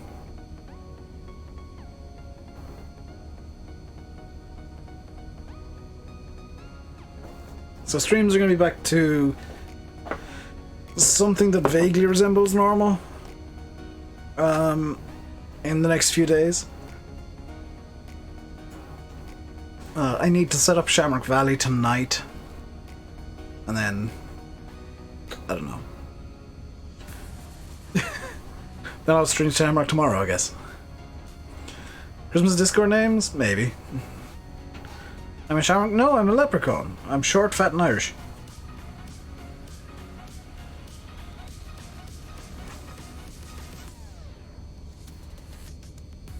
That said, my plans for tomorrow are all up in the air because I was planning on fixing my room up today and going for a walk tomorrow, but now it's looking like I'll be fixing my room tomorrow and going for a walk on Wednesday. Well, I need to get started on a walking regime. To try and cut weight. Because I got weight in the hospital and it was not a number that I was happy with. You know when you see the scale and you're told, hey, you need to like step on this, and you're just like, oh god. No matter what this says, I'm not going to like it.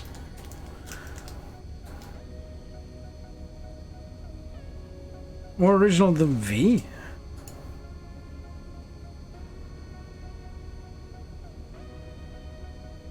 I mean, V is very original.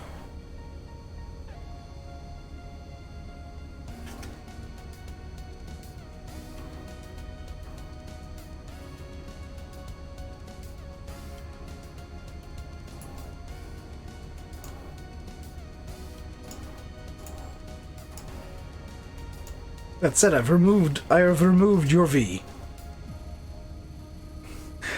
Seeing as you complained about it.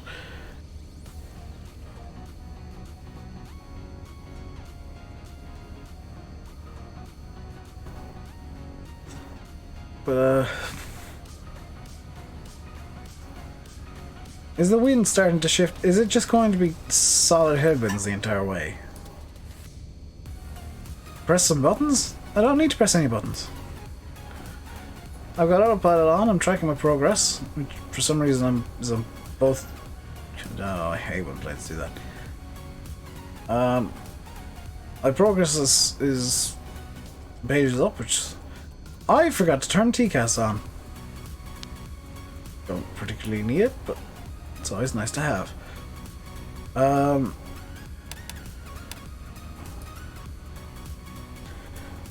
Weather radar showing no weather up ahead. Nice cruise at 340. 280 miles to top of descent. And what I'll do is I'll turn the floor lights on, which you can't see. Let's turn the floods on. Oh, you can see that. What I'm going to do is I'll just show you guys what would happen if I was flying this in real time. This is 9:15 local currently, and this is what the view would be. And, ooh, pretty. Pretty light. I'm not going to finish the flight like this though, because it is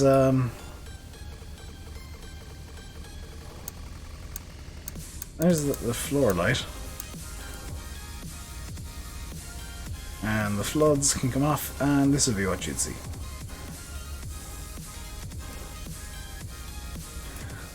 I could finish the stream entirely in the dark, but it is a bit dark.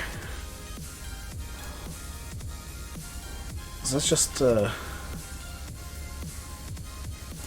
actually let's just bring it back so it's should be getting dark. There we go.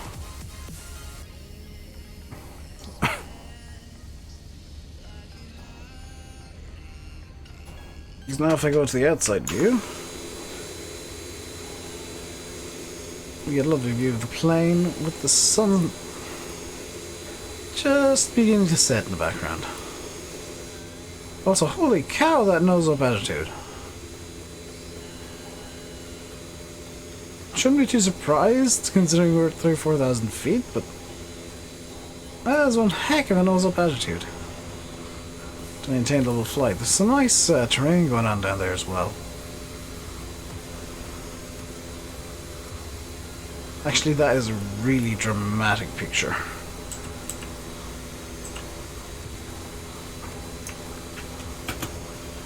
I like that picture. If you had this game, you'd be pressing so many buttons. I mean, I've already pressed a lot of buttons and flicked a lot of switches. This plane is all set up to just fly.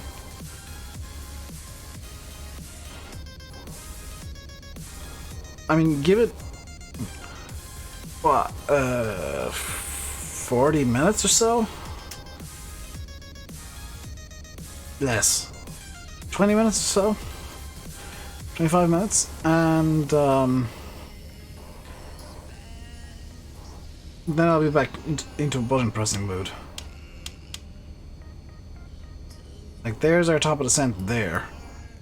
It is just over 160 nautical miles away. So we're going back to this.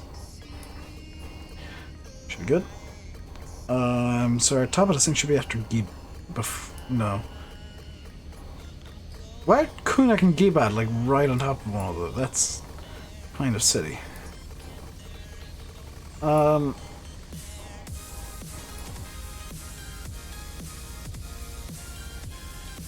Burning 1 ton an hour.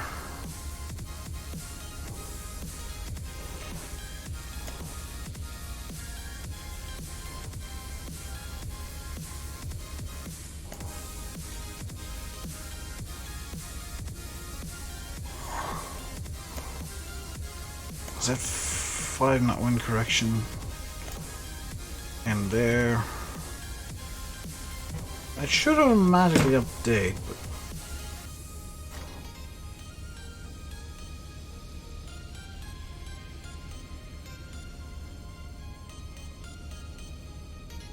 I'll have. It should automatically update because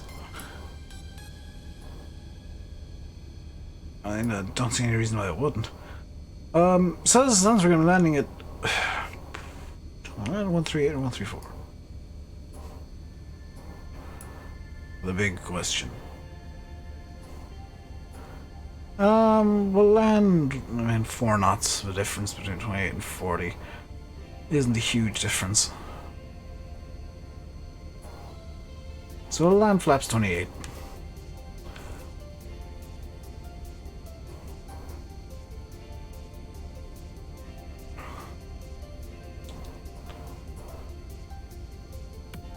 Kind of low again, spamulate.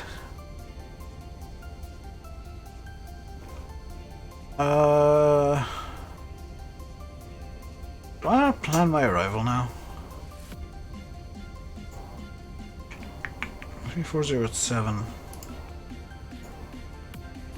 See, I want to come in for 05 left. Noise abatement.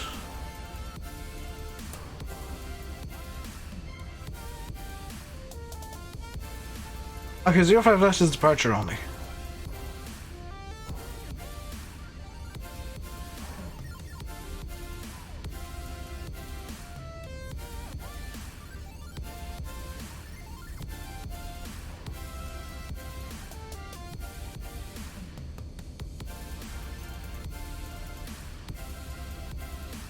So if I land 05 center,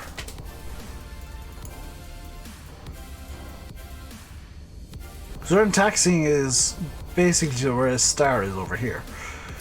If I land 05 center, I can probably get off by Tango 4. Take uniform up. Well, uniform Juliet to Golf up and around Alpha. Which, yeah, if Alpha's being used for departures only, that makes sense. So Golf, Alpha down to the ramp. So if I go for, we'll say S5 center,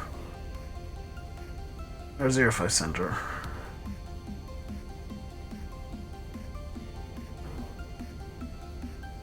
That will give me...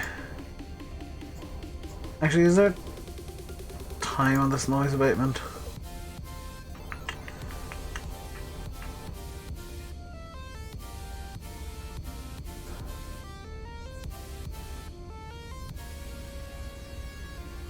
No, it's just solid noise abatement.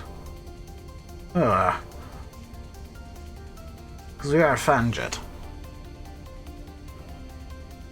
Okay, so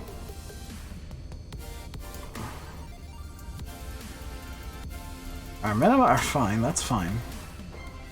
So if we take 05 center, our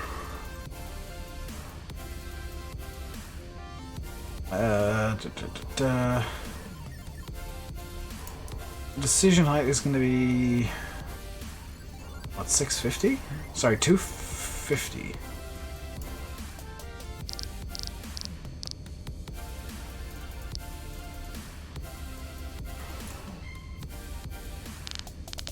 Fix the heading bug real quick.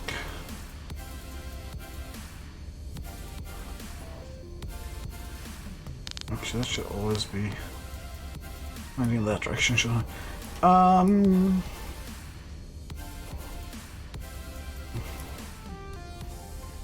So there's the top of the descent, just under 160 miles away, 150 miles now. So if I choose to arrive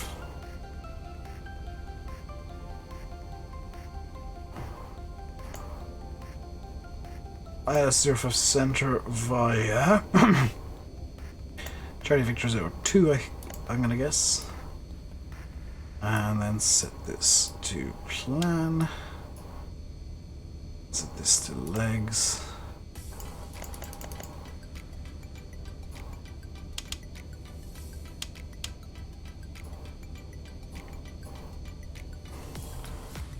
That looks like it's actually the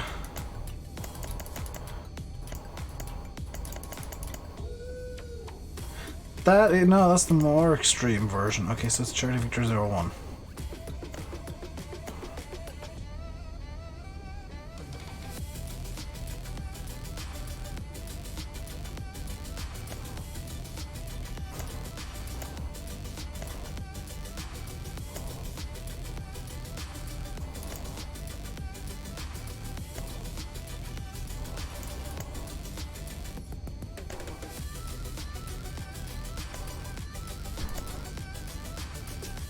Yeah, that's much better. That's...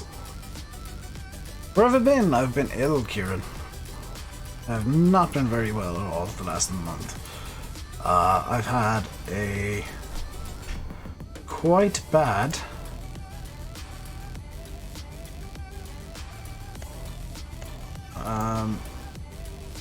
chest infection.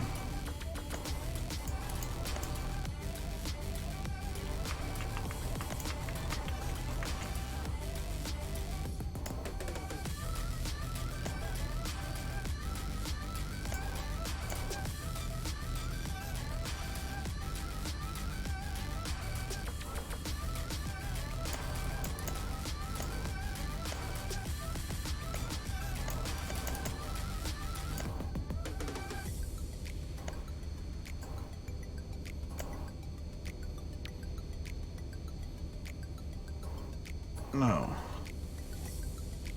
Don't want to do that.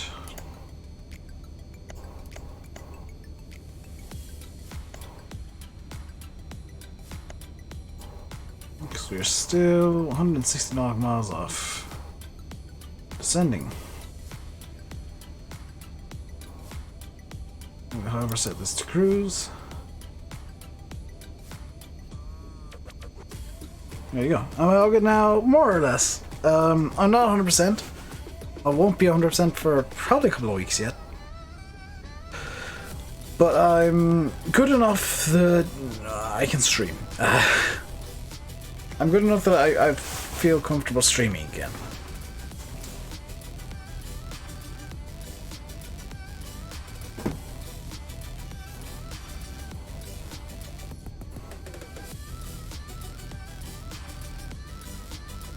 Just can go back to map.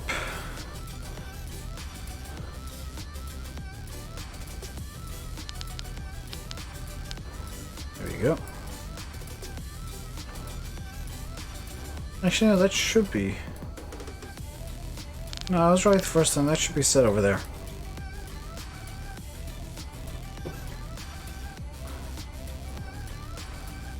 Let's get the floodlights up a bit.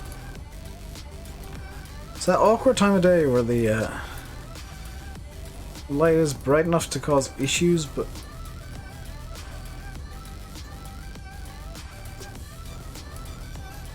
dark enough that it's still fine. Or it's dark enough that the light starts causing issues, but bright enough that you don't necessarily need the lights. Put the floor light on as well. So we have approximately 20 minutes till top of descent. And somehow we've picked up 10 minutes on our actual arrival time. That's fine by me.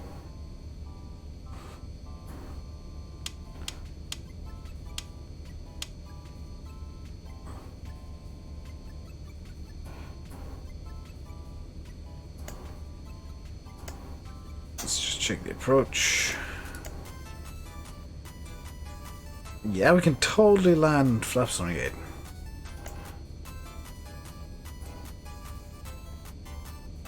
Aircraft management? I did not know you could do that from the menu.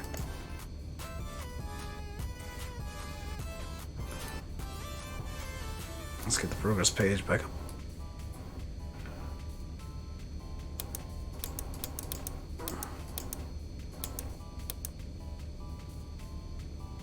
$74 knot crosswind, that's fun.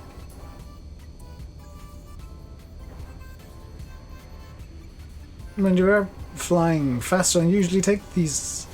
Well, we're flying faster than usually manage to get the 737 to go. The 7.3 usually cruises at Mach 0.74. We're on Mach 0.75. In real life, by the way, there is a...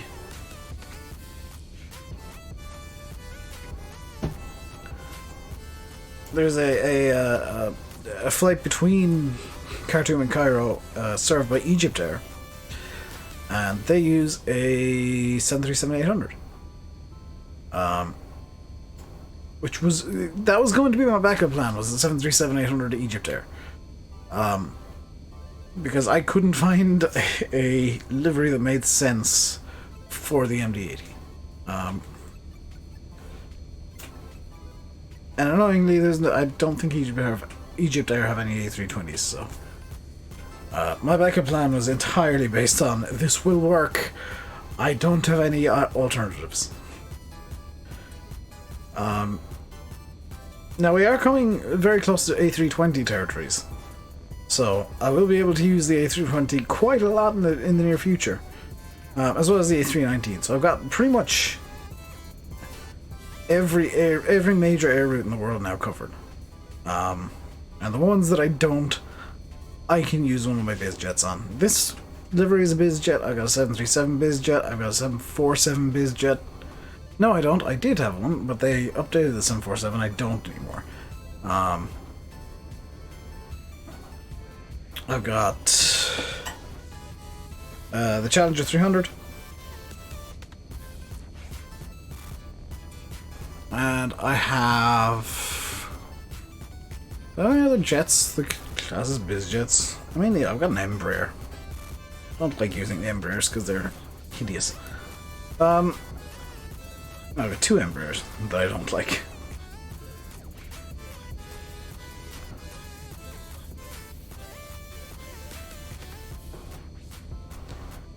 So we're now just kind of waiting for this green marker to come down, meet up with our little triangle that is our plane. That is going to happen in just under 20 minutes.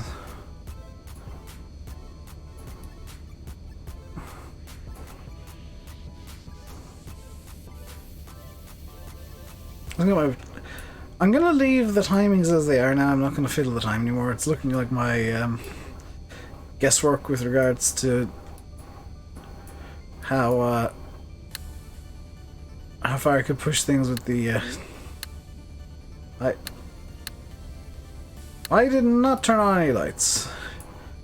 Did that automatically turn on the storm light? No. What just turned on? Oh, the sun. That's what just turned on. I can probably turn off the flood now. And yep, the floods can come off because we're out of the awkward spot in the evening. Now the sun's basically coming in the window and illuminating our cockpit very nicely.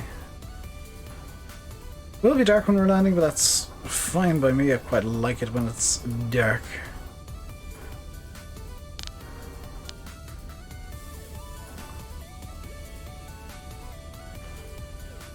I find it pleasing somewhat, or somehow. Can I get Arc to work, please? No.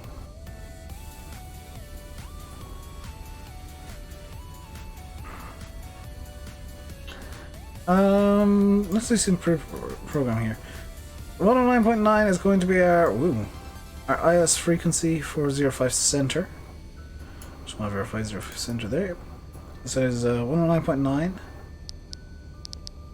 109.9, and we'll set that in the right one as well. There we go.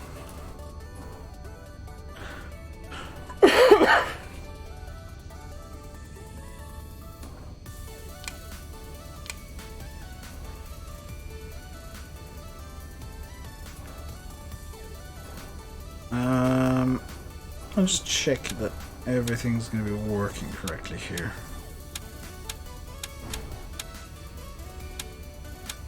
Yeah, perfect.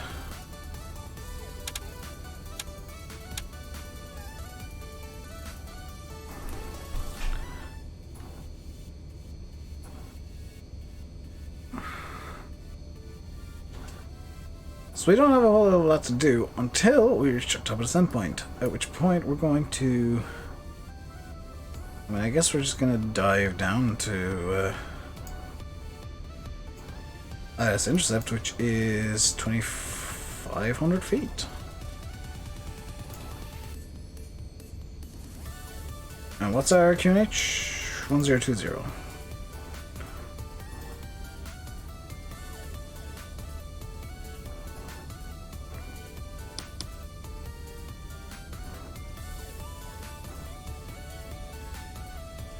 We do have some lights. We're approaching the Nile Delta now, I would assume. Well, we're approaching the very fertile part of the Nile. The bit that ancient Egypt was pretty much based around. At least the Lower Kingdom.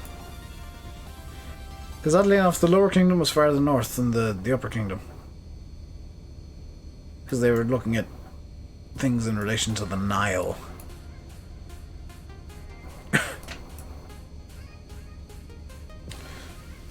Alright, so...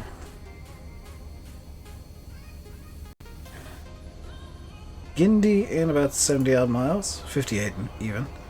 Top of descent, 94 miles. We have everything programmed in. We are all ready to descend when the time comes. It is just a case of the time coming now.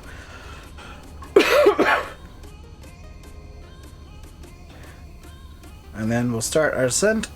I won't have a hell of a lot to do until 10,000 feet when everything needs to be done at once. Actually, what I can do is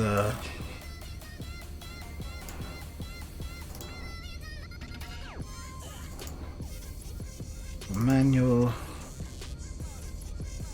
checklists, and then rotate counterclockwise once.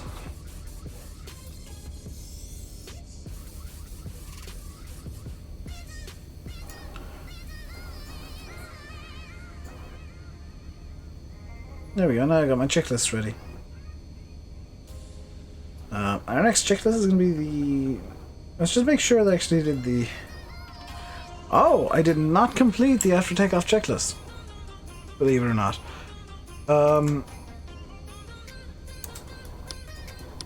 That was the end of the after takeoff checklist, I believe. Yes, and I forgot to set takeoff on the... Are any of the pneumatics closed at this point? Yes! They should be closed as well. So very soon we'll be doing our in-range checklist.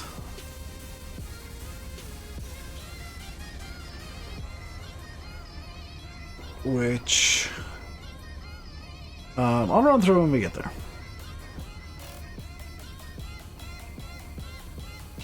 I'm going to do that shortly after top descent. Just so that we're configured nice and early.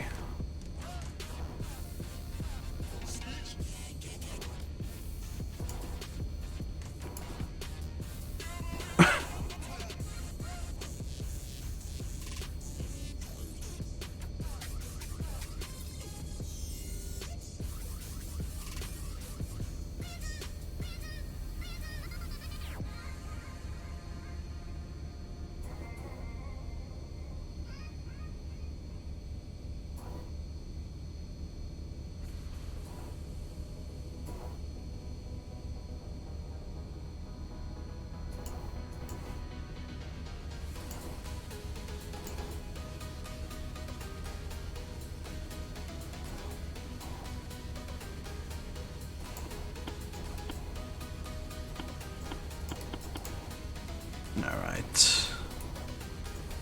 Should be a recall button up here, isn't it? No control faults. Elect faults. Everything's looking good. As we fly into the Egyptian night. Right.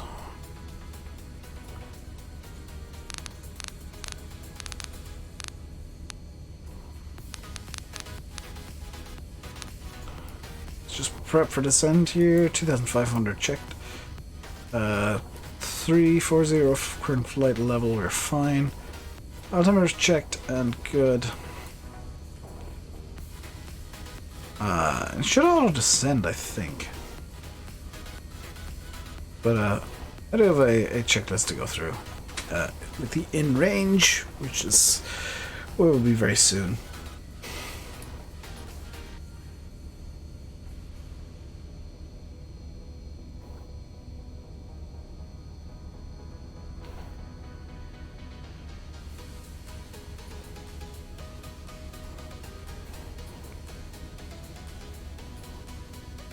Those lights down there are quite pretty indeed. Somewhat believable. I'm looking forward to Microsoft. The new Microsoft Flight Sim, because I mean, if their lighting system is half as complicated as they claim, it's going to be the most complicated I've ever seen. If it's exactly what they claim, then it's going to be insane.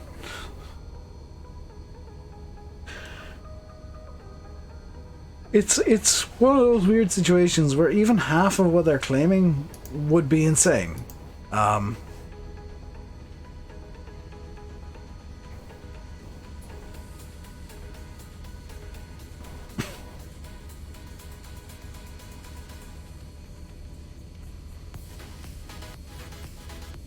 When did I start the world tour? I can't remember. Would have been like June or July, I think. Maybe a bit earlier.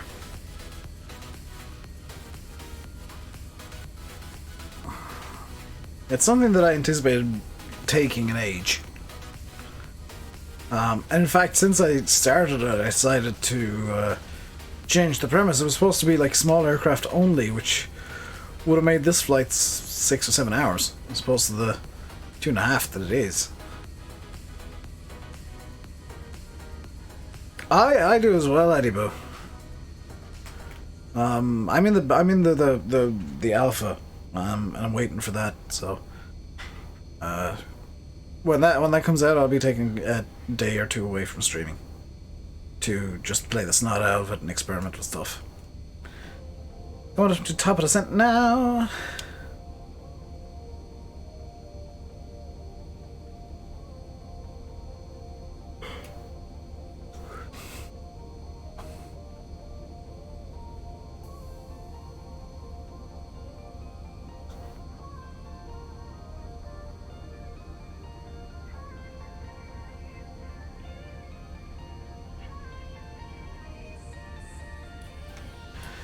And it's getting dark enough to turn the floods back on.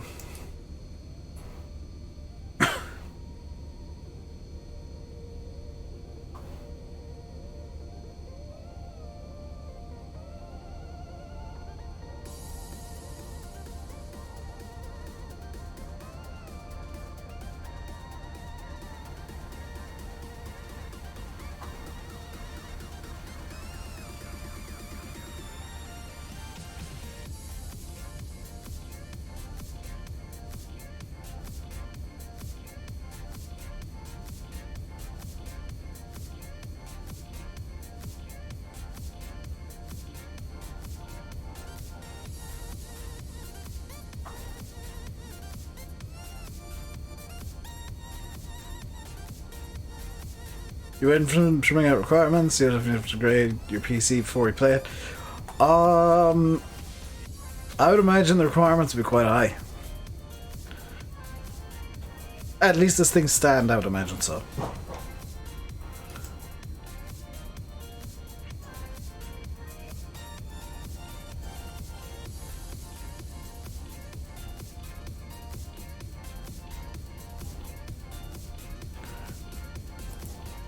Because Microsoft hasn't said anything about this, but it seems that everybody who was put into beta Alpha 1 has 32 gigs of RAM, which is an insane requirement. I'm fairly sure that's just kind of a requirement where they're making sure that it's actually going to run. Because I can imagine it being quite intensive. With it being an early alpha, you know, optimization won't be 100% done yet. They're anticipating problems, so they might as well ask people who have beefy computers in the first place to help. And it allows them to work through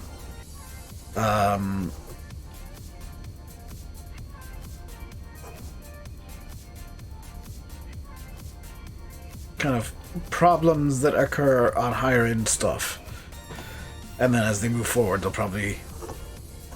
Well, as they move forward, they'll be putting more and more people into the pre-releases. So we'll get a much better idea of what the specs are going to be like. Closer to the... In February? I've been doing this for nearly a year already? Wow. And I'm only just leaving Africa. Well, I've not even left Africa. I'm just coming up to my last stop in Africa.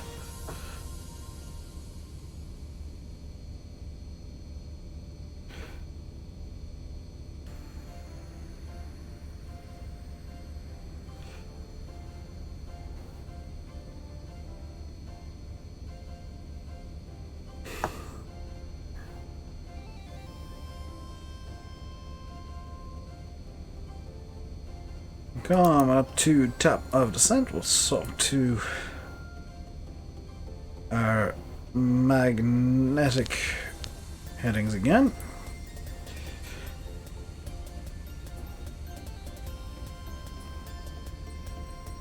One thing I'm looking forward to with Microsoft Flight Sim, with FS 2020 or whatever you want to call it, is number one, the lights, but number two, there's a few things.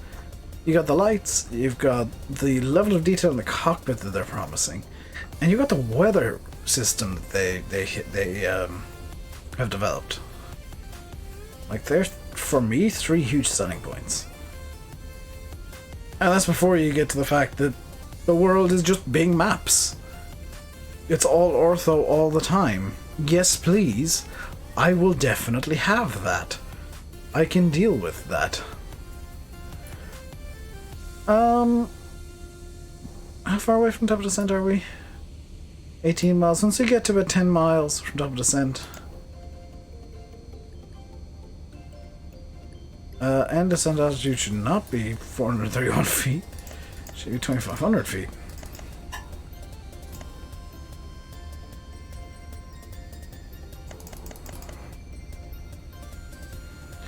Something's gone wrong. What's gone wrong?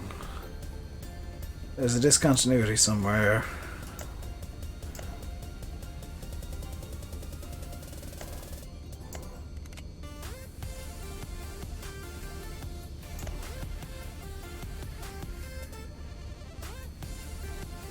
It's just called Microsoft Flight Simulator, but everybody's calling it Flight Sim 2020 because,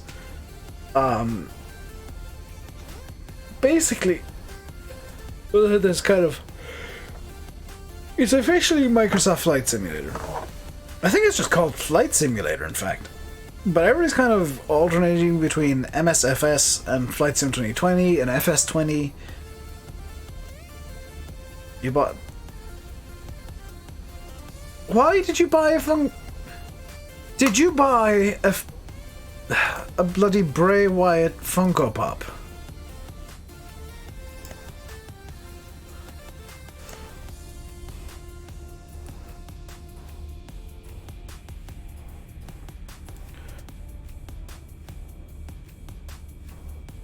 Okay, so I won't actually go through the in-range checklist until we're about 7. Actually, what is transition level? Flight level 60. So when we're at 6,000 feet, an airport elevation is 467. Yeah, we're at 6. Once we're down through 6,000 feet, we'll go through in-range. Actually, 10,000. I'll do that. I'll set the. Yes, you did.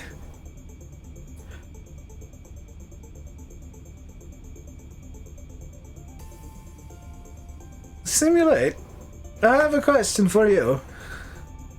Were you not last night complaining that all Bray Wyatt merch is crap?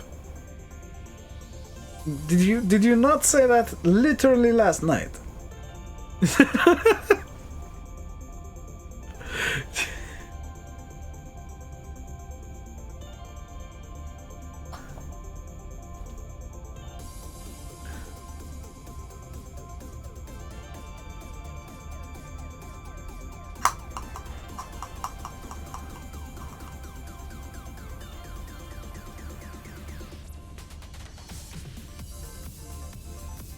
Why do we have a path error here, by the way?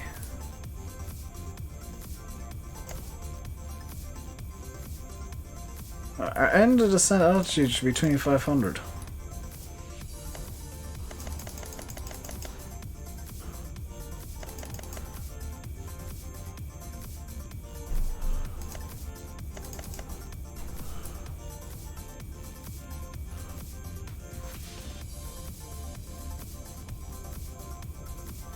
You said it was not gleaming close.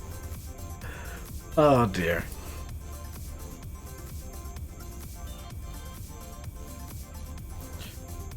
Let's get seatbelt light. Whoops, that's the emergency lights. That's the emergency lights again. For a third time, that's the emergency lights. Ladies and gentlemen, this is your captain speaking. Please ignore the fact the emergency lights just started flashing randomly. I was hitting the wrong button in the cockpit. It's right beside the seatbelt sign, and surprisingly easy to hit repeatedly.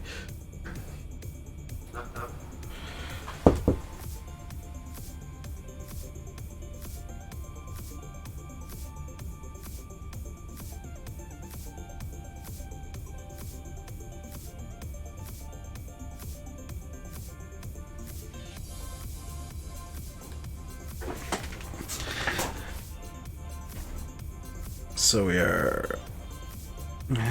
path there is going to be annoying me. Going through 26,500 feet. I'm going to grab this. I have dinner.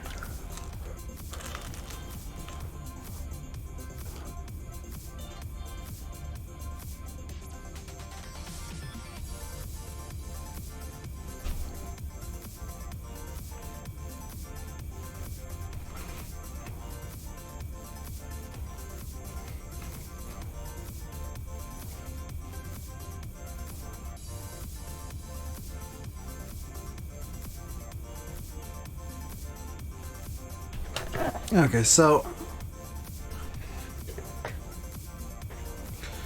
we're now on a descent. Went down through 24,500 feet.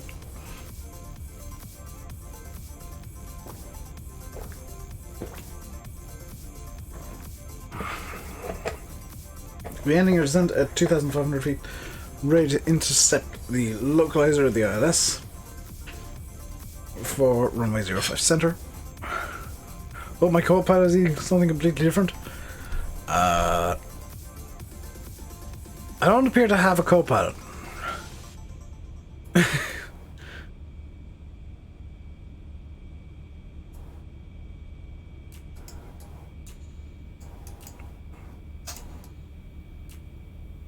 Where's the PA button?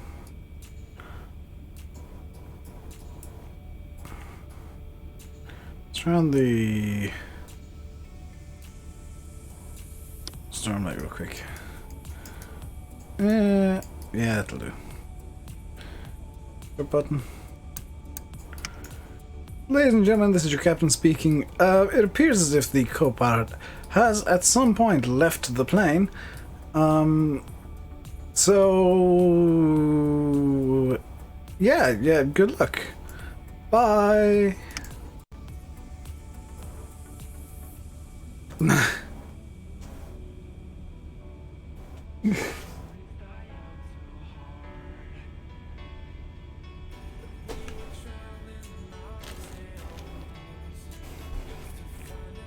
Welcome back, Turn.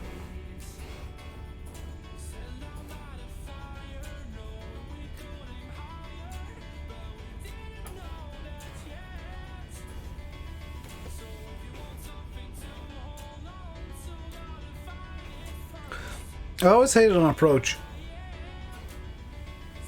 when you're at this kind of distance from the airport. You're coming down, but you can't see the airport yet.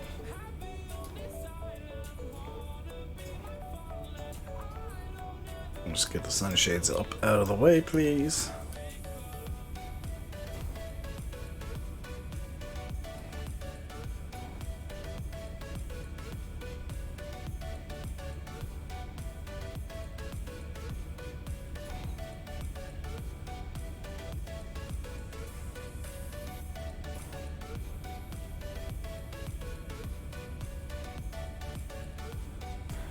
The wind changed a little. 3409.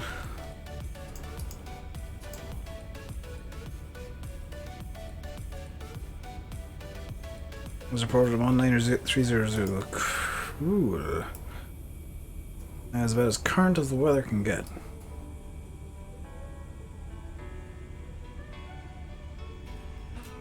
I didn't know I could make this do the okay and turn around.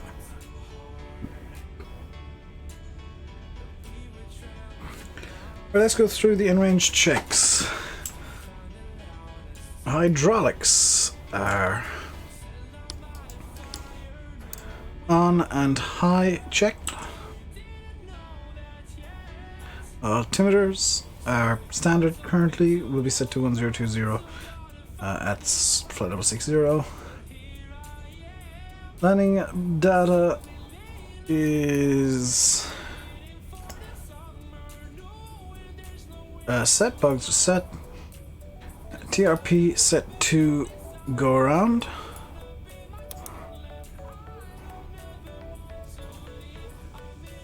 Seatbelt switch is on, pressurization anti-ice is set, and approach briefing is complete because I say it is. In terms of approach briefing, to complete this, flying in towards the Cairo VOR, at the Cairo VOR, heading out on a track of 1908 degrees to 10 miles.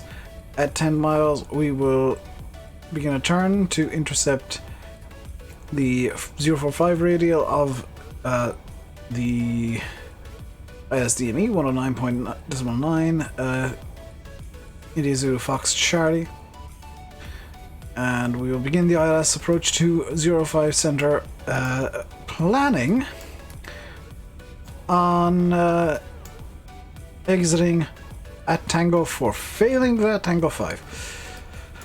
From there, planned taxi route is Uniform, Juliet 2, Golf, Golf Alpha, and then to the VIP stand.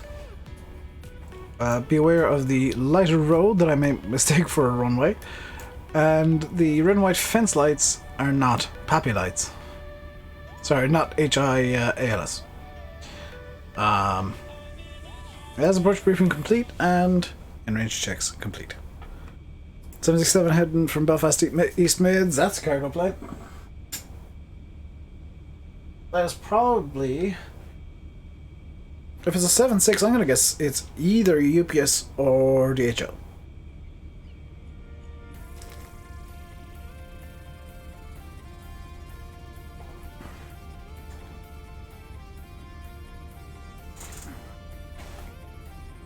Because I believe West Atlantic's biggest plane, which they do operate into Belfast, is 738.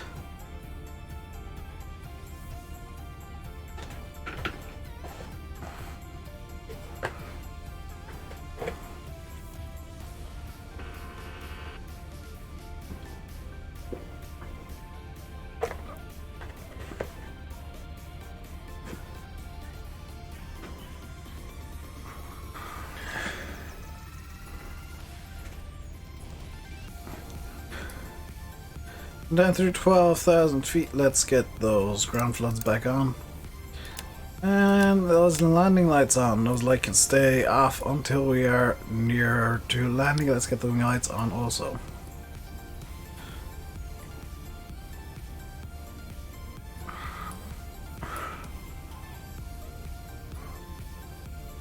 Stair Air? Never heard of them.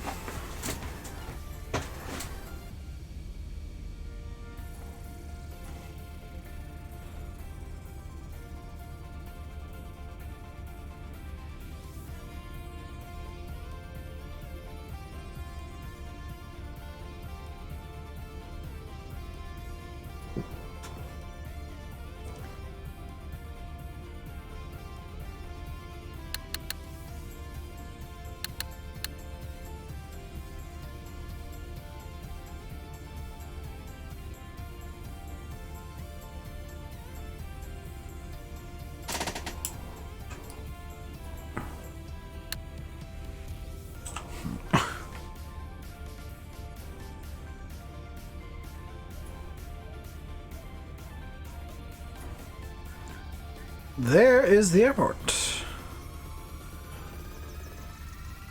Which also has a smaller airport off the... Is that Rio? Yes, it is. It's a Maza airport. I feel so sorry for them.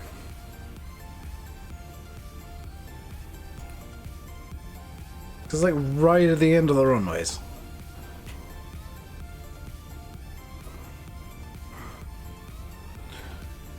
Since 67 Dublin to Shannon, that is almost definitely cargo plane.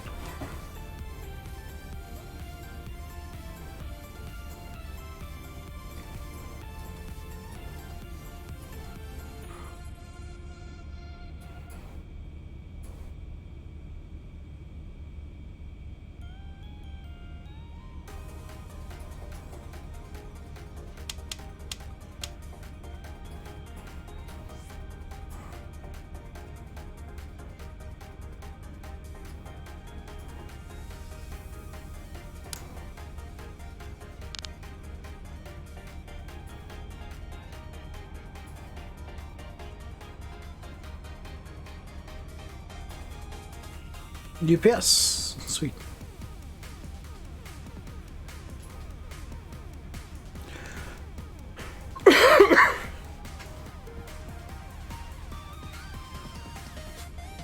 Where is this road by 05 left that I gotta be aware of? I'm not seeing any road by 05 left. I'm also somewhat concerningly not seeing any other airport lighting at all. So I'm hoping that's just not loaded yet. Because otherwise we've got a completely flat airport in Cairo.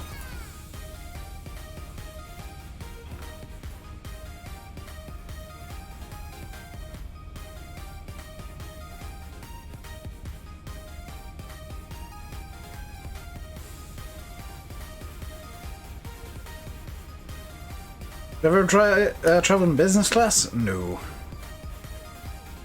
I've only ever flown economy or Ryanair. Which, frankly, Ryanair is worse than economy. To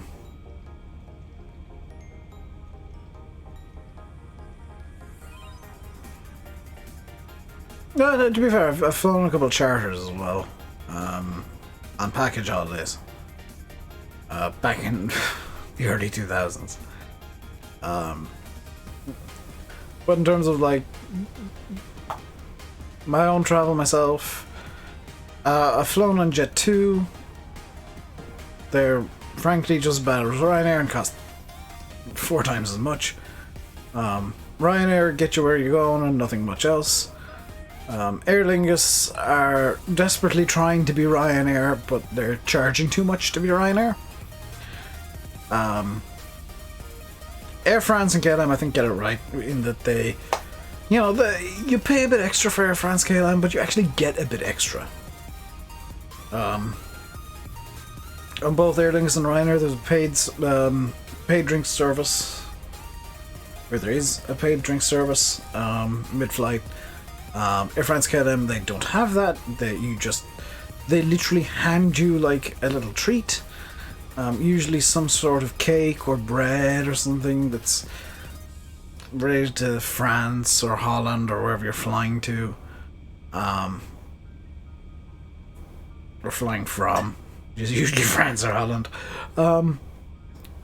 And they give you a free drink. Which I always opt for water, so it doesn't bother me too much.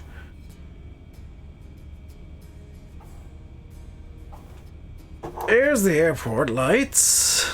Now can I see that road I'm supposed to be wary of? Oh, there's the road for 05 left that you're supposed to be wary of. That said, it's not a concern for me because we're not landing 05 left.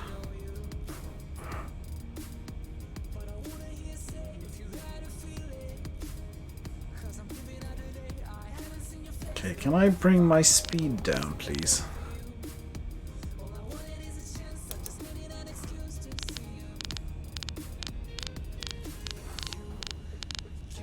Bring the speed back to 200. Altimeter setting. Yes, thank you. Jet 2 is the best airline? I don't like Jet 2.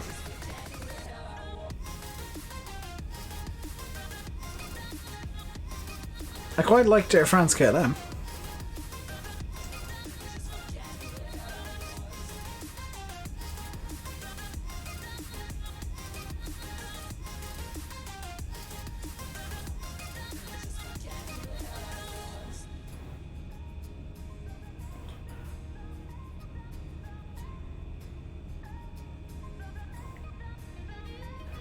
Right, so our plan landing speed is 136.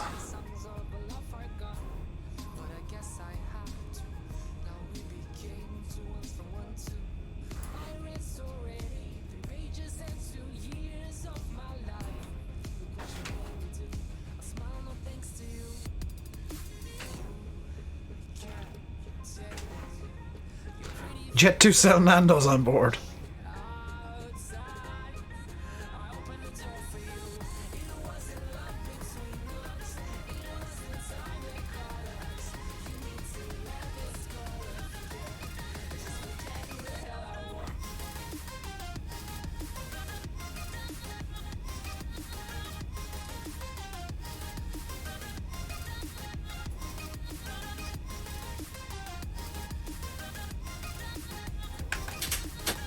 I never retracted the flaps after takeoff. I've been flying this entire time with flaps 5.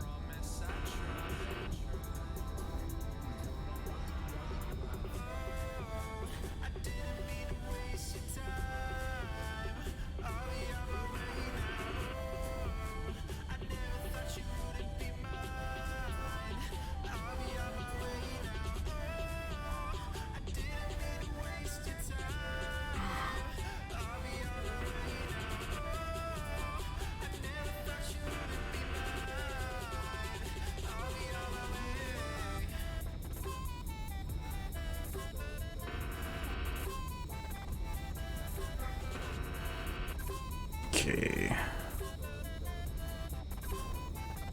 Oh, I forgot to put the course here. Or ALS. Course is 045.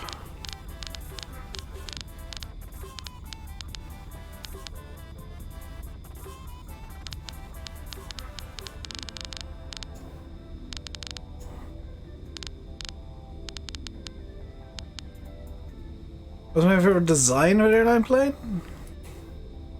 Not my favorite livery? Aer Lingus green.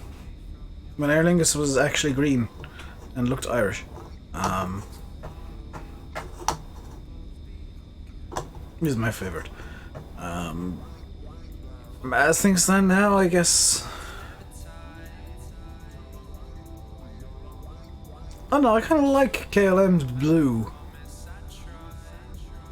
It's quite a nice color.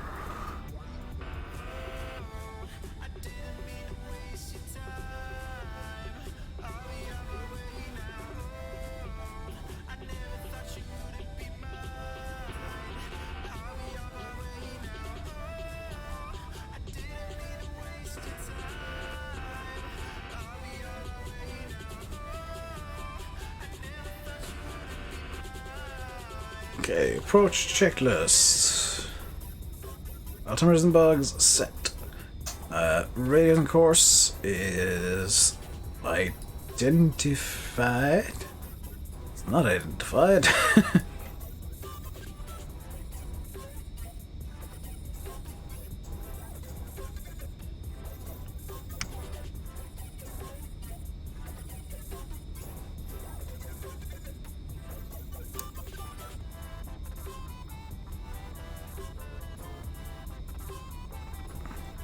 Got identified.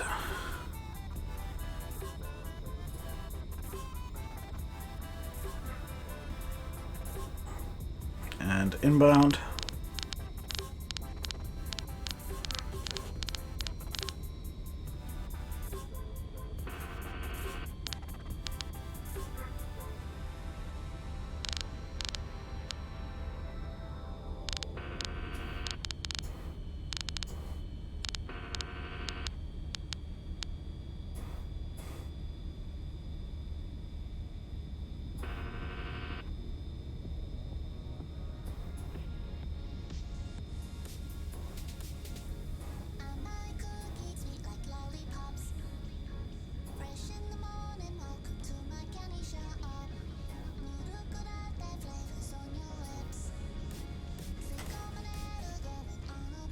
There's a runway.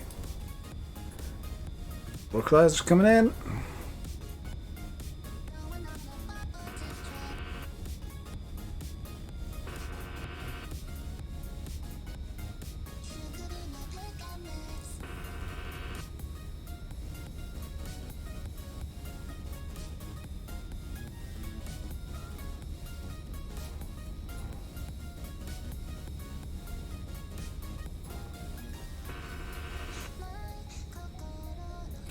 Localizer established.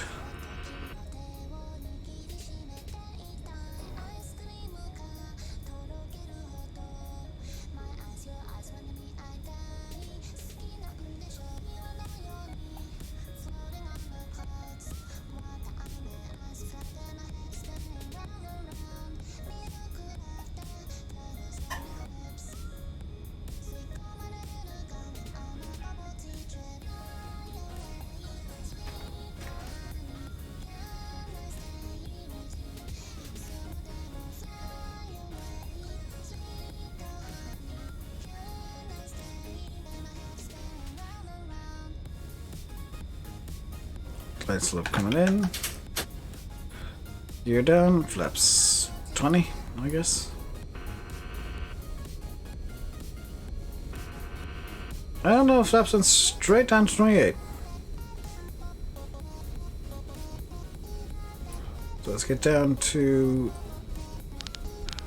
RV approach.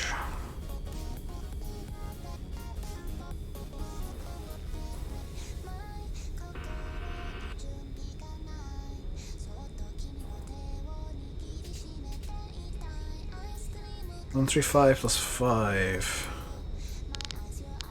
140.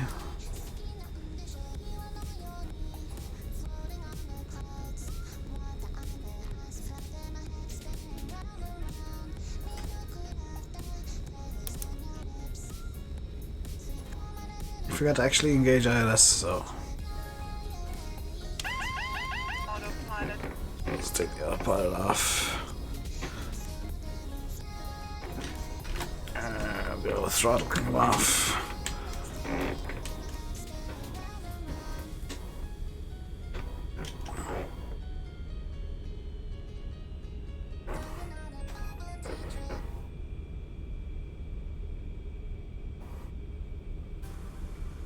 Coming down a bit fast to re-intercept the glide slope. We should be fine.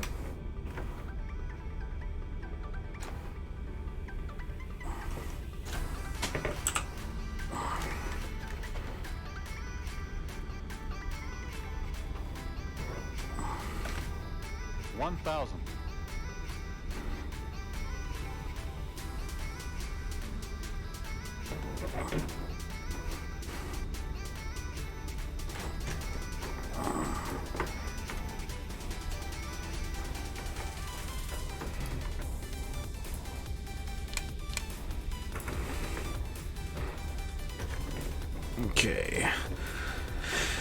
You're down 3 green. Ignition override. Approaching. Set. 0-5. Spoils Center. auto brakes.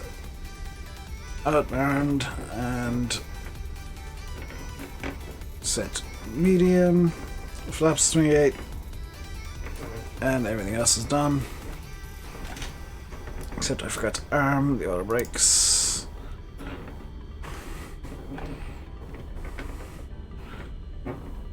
And Too high. Too high. 500. I'm not entirely sure. 300. Minimums. Minimums. Continue. 200.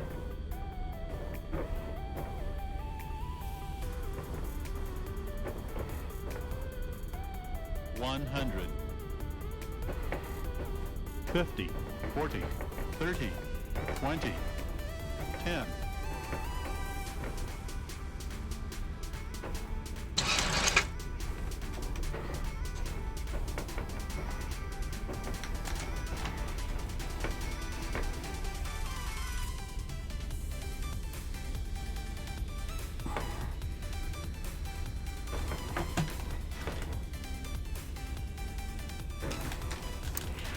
I have no idea where the airport I am.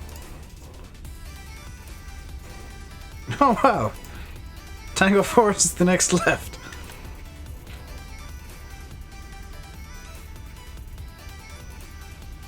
Also, that was the best landing I've ever done in this.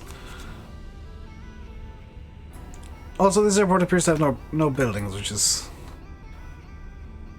a bit of a shame. I'm guessing this is Tango 4, despite the lack of any taxi Caution. lines. On taxiway. On taxiway.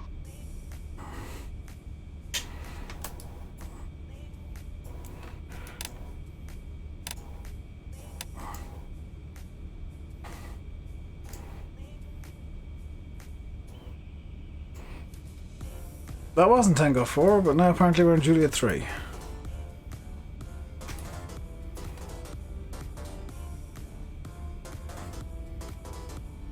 Okay, there should actually be an airport building over there, which is somewhat promising. Although I'm not entirely sure what that mayhem is.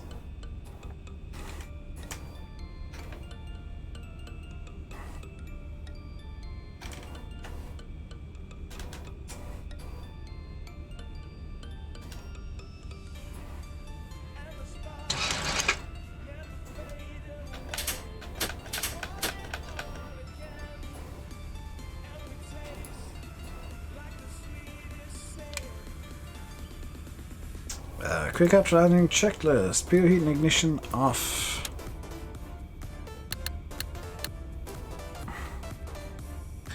Restriction, exterior lights as required, flaps.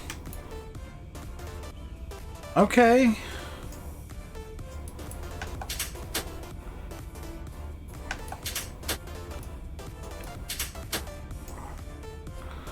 Not sure why, but it's demanding flaps 15.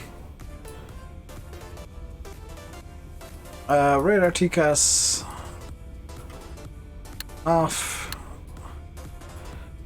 and TCAS standby. Suppose auto brake system retracting off.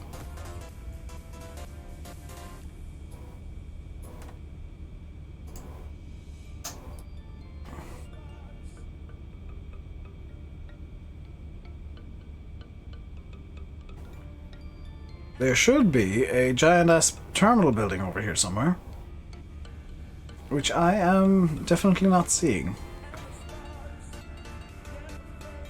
So I'm thinking that I have bad scenery here. I'm just gonna kind of park up over here and pull her in for a stop.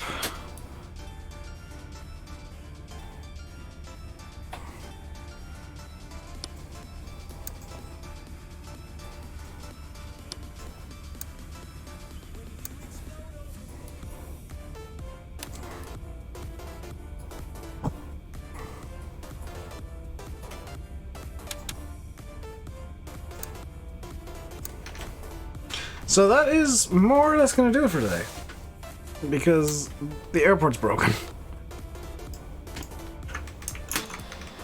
I'm not sure why it is, but there should actually be a terminal building there, and no giant-ass mega bridge. So I'll have to have a look at the, yeah, stuff. Oh, hang on, the terminal building should actually apparently be behind me, which it's decidedly not anyway, so... yeah, helpful. That's gonna do it for today. I'll be back tomorrow with some farm sim. Until then, stay safe, and goodbye.